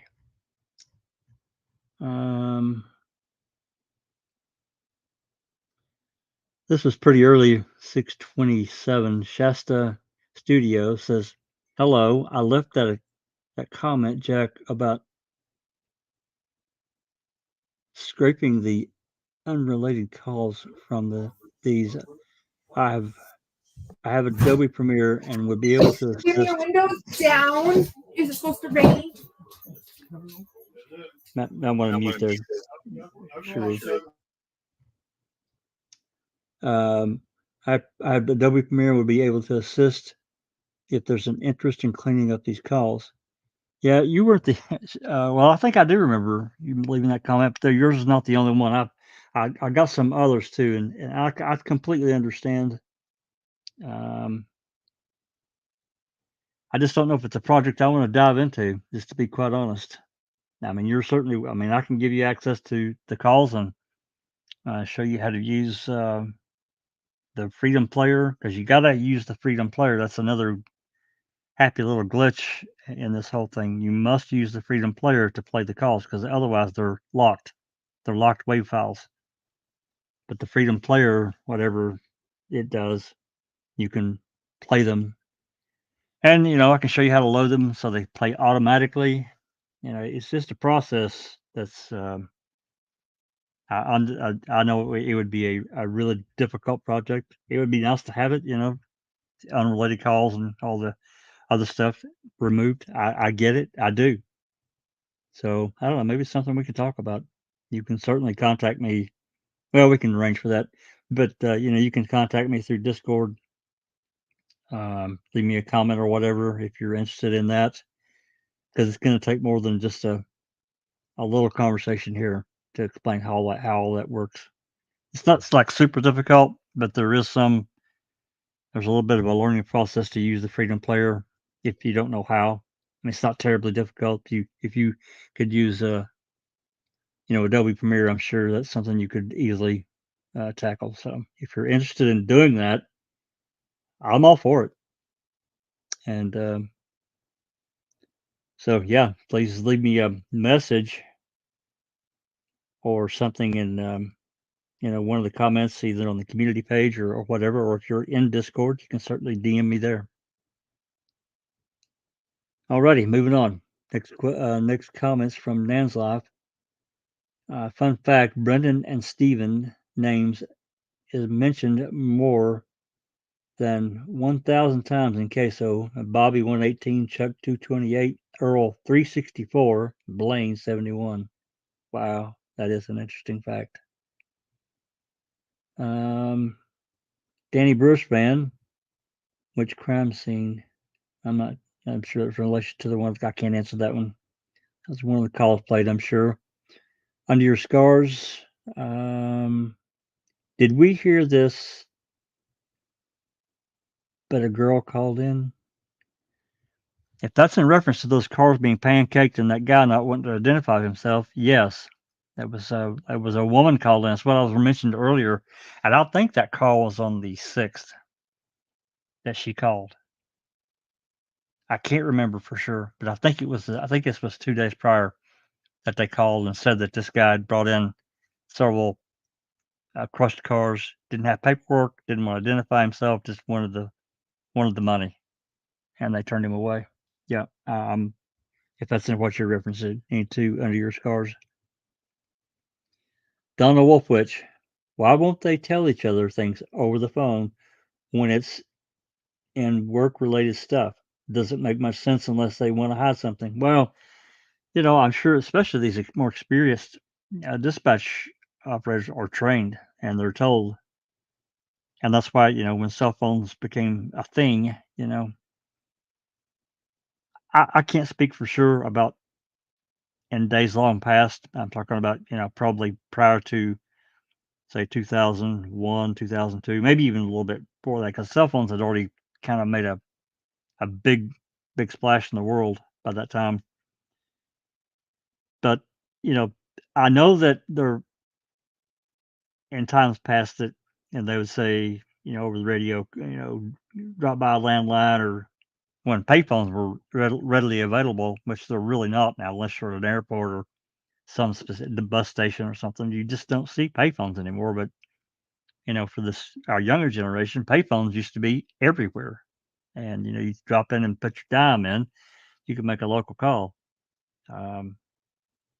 So when cell phones came about, that give me a 1021, that's to call me on my cell because they don't want to put it in a recorded line. And we heard that so many times. We heard it some here, but on Manitowoc, holy crap, I can't tell you how many times I heard that. Dozens and dozens of times. Give me a 1021. 1021 and give their last 4 digits of their cell phone.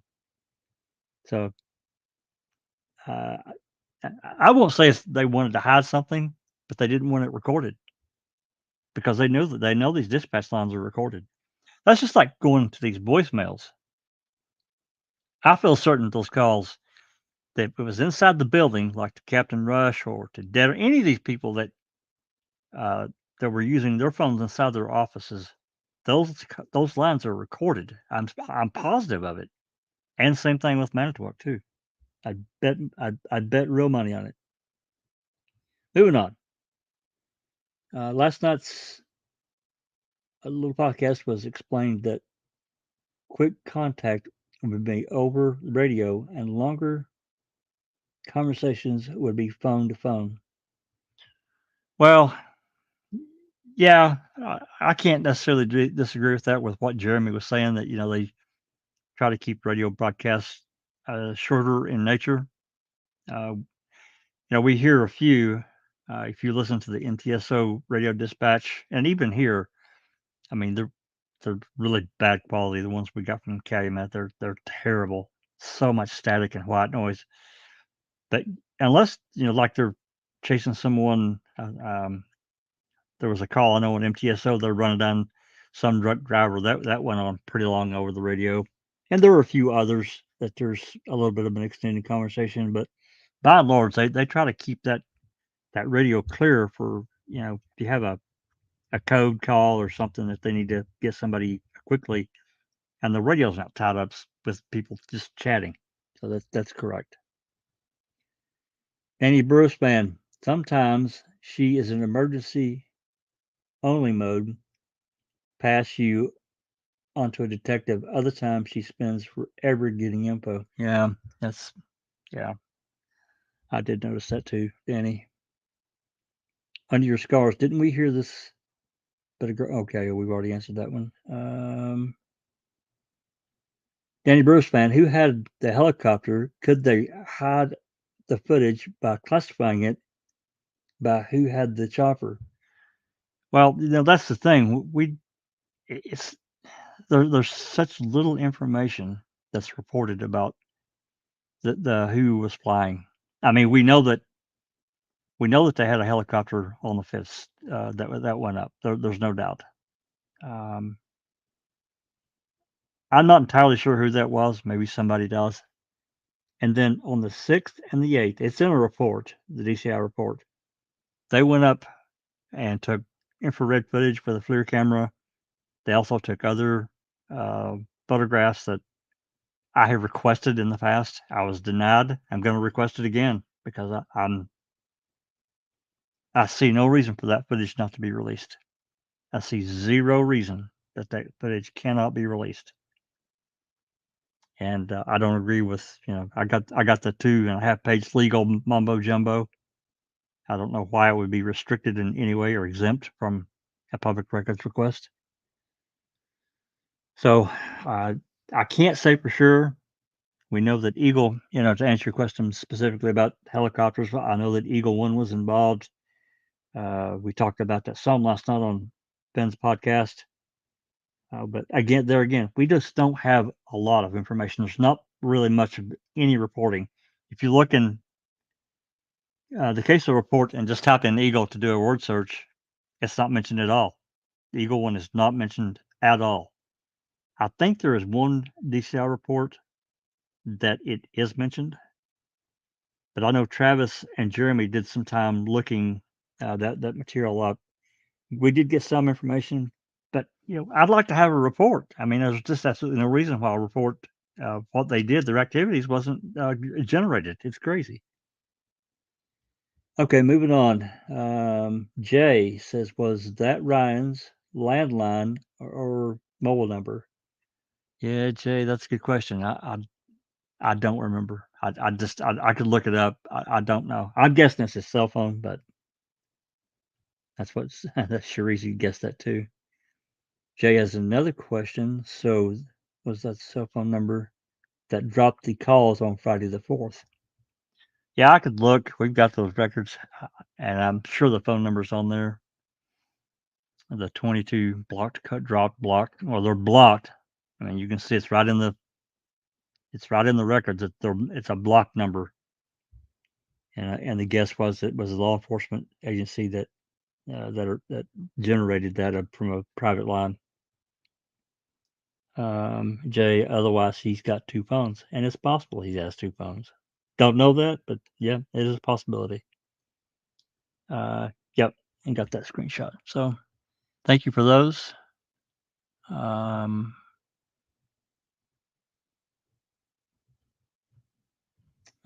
trying to do a little quick scan here. I've talked a lot, Doc. You got anything?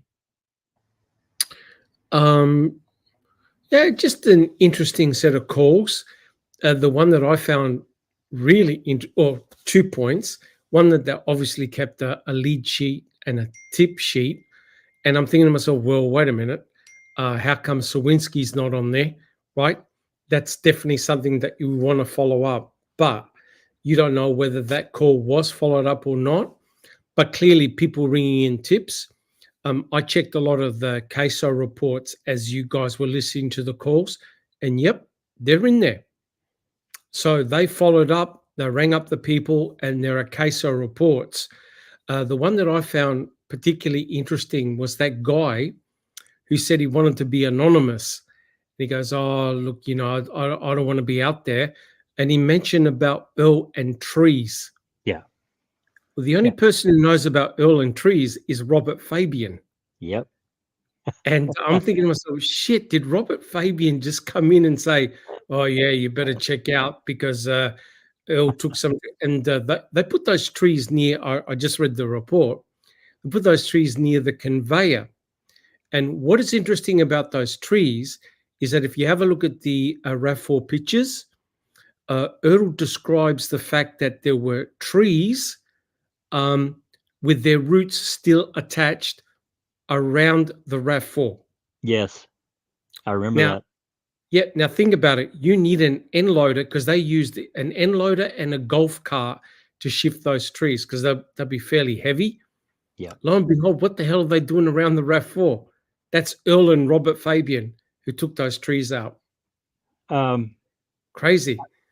Am I remembering correct that it was Redont that hired them to pull those trees off of a... Earl wanted those trees. He was going to plant them at his house. Oh, okay. Redont organized it with Stephen to cut brush and burn the brush. Yeah. Okay. Yeah. That was interesting. Yeah. So you pick up all these little gems and you go, wait a minute, I've heard that before. Boom, it's in the CASO report. It's Robert Fabian. Yeah. I thought the same thing. And I was looking, a few nights ago, I was looking for something else. I actually ran across the Calumet tip sheet. There's actually more than, I think I remember running across 2 or 3 anonymous tips. People did not want to give their information. which I guess I can understand. But Fabian, he's calling and saying, "Well, you better check on Earl. He was doing something. That's crazy. Oh my God."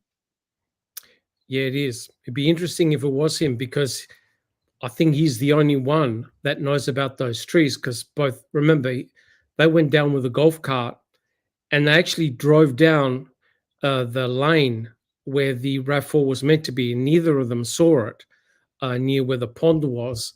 Right. And then I think it was his wife or somebody said, no, you got the day wrong. It was the Wednesday, right? And so you're wondering, these guys are mixing up their times and dates and stuff like that. But interesting that someone will call in and mention trees. It is an anonymous person at that. Yep, didn't want to get involved.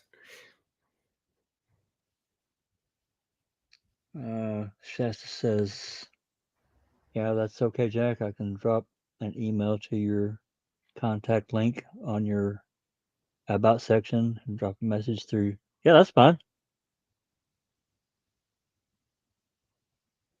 Due to copyright YouTube, so. Well, I mean, to actually do this, Shasta, you're going to have access to the original files that these videos were created from. So there's no copyright. There would be no copyright thing at all. We don't own these, so this is, I give you. I mean, I got them. I got these calls from Seeking Truth. She's the one that originally requested the Calumet County Dispatch calls, and she gave me the access to them long ago. And I actually ordered that CD, but somehow I fooled around and scratched it, and it doesn't work anymore. So I mean, I need to order another one, but it's not a problem for copyright. Okay, I'm just looking through here to see if there's any more comments we can get to. Jay, any thoughts, comments you want to make? I may have put Jay to sleep. I couldn't move that. No, I was interested in one with the trees because I was wondering if there's anything that they knew about and they were directing them towards those trees. But my ears did prick up. Yeah, that was really interesting. I thought it was an interesting one too. Seems like if you're stealing trees to plant, you should plant them and not leave them laying around. But that's just me. Maybe I misunderstand, but yeah. And Earl reporting that all these trees were stacked around the RAV4. That's interesting too. Yeah.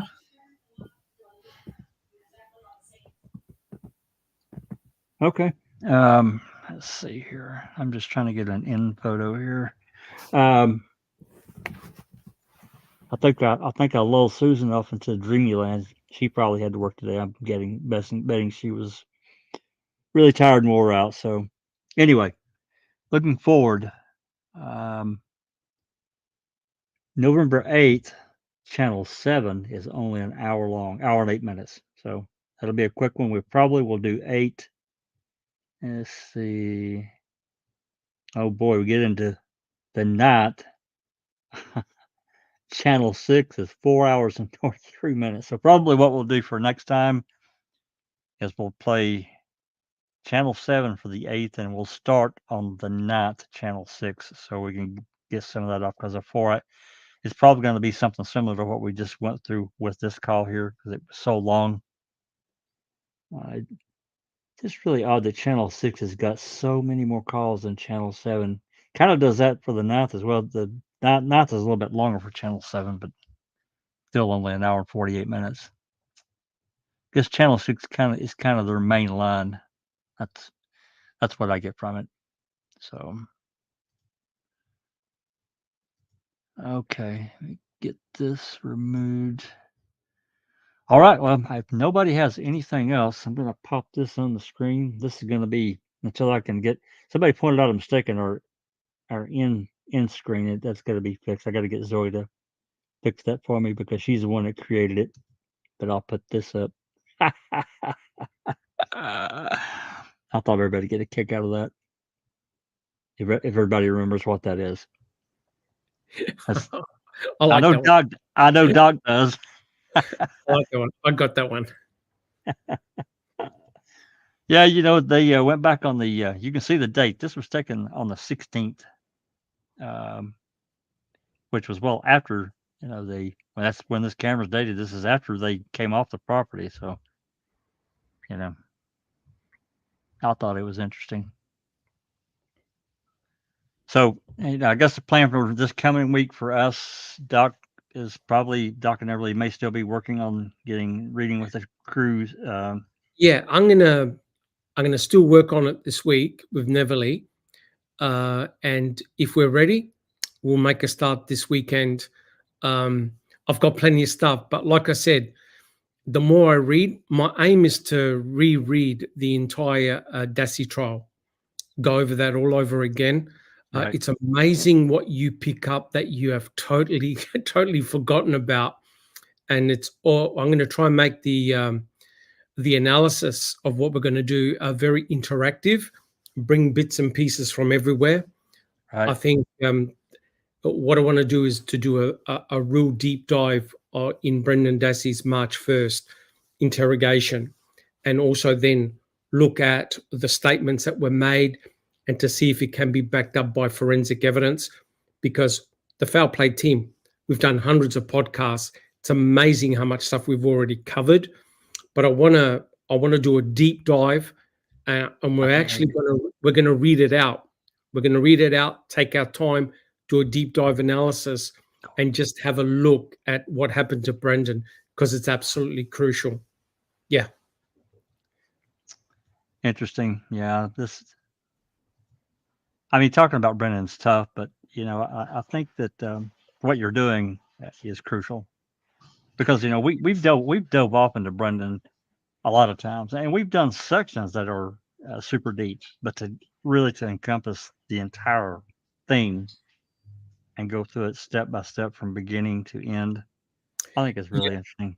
There is a natural chronology, right, to all of this, and that's why it's important to see the lead up to what happened at March 1st. And Kayla plays a very important role, right, Jack 61. Kayla, Candy, Earl, they are important role players in all of this. Very important. That was another argument I got into with this person. And I mentioned it earlier when we went live. And I have said, and I'll continue to say, that there was so much hearsay in convicted murder. I think everyone will agree with that. They got on and just absolutely trashed Stephen and Brendan, basically from beginning to end. But there are parts of it that are clearly true. It can be backed up with documented material. I don't call that hearsay. And Kayla made that recording. She seemed pretty sincere. She didn't flinch. She wasn't looking down. She was looking straight at the camera when she made the comment about what Wiegert and Fassbender did to her. Called her a liar. Yeah, there's no doubt there was an agenda. Fassbender and Wiegert just needed the entry point, and Kayla provided it. And Fallon, he just took everything and twisted it to such a fantastical narrative. Brendan was so upset about all this. He lost 40 pounds and all this bunch of. Yeah. Anyway, I don't want to get off on that because I'll talk all night about it. And Kratz as well. And we'll reveal all of that. It's very, very important the way he, Kratz and Fallon, and also Wiegert, the way they manipulated the judge and the jury. It's absolutely shocking, their behavior. I agree. It's terrible. O'Kelly and Kaczynski. Oh my God. And it is a very, very different case because with Brendan Dassey, it's all about words, the power of words. Whereas with every bit of it, it's all words. Yeah. Whereas with Stephen, it was all about the forensic evidence, right? And the The two are very, very important. And the story of Brendan has to be told because it is such a unique situation. Like I said, I'm about halfway through rereading the trial testimony. And essentially, it was like a mini Stephen Avery trial all over again with Brendan just sitting in the sideline. That's right. There's sort of like hardly any mention of Brendan at all. And we actually will read his testimony in the trial. I think it's important to go over that. So to pack it all together, because it truly is a unique story. It is. I agree. And I think how they approached his, well, we'll get off into that. I could talk all night, and I'm going to get mad because if I start thinking about Kuczynski and O'Kelly, I'm going to get pissed. I don't want to do that. We can do that later. Anyway. Yep. So I think this is a good place for us to jump out. Thank everybody for coming that's interested in these calls. And Shasta, you don't. There's no copyright situation at all for you to worry about. This is public information, so there is no copyright anything. They cannot do it. We've had Netflix try to strike us for certain things. That's happened like 3 times. Yep. On interviews that I personally publicly requested, and it's like they own it. No, they really don't. Don't worry about any of that stuff, man. It's not going to happen. And if it does, they'll drop it. I promise you that. Can't do it. So it's not a worry. Alrighty, let me make this big. Thank everybody once again. Look forward to next time we're here. And with that said, it's been a Foul Play production.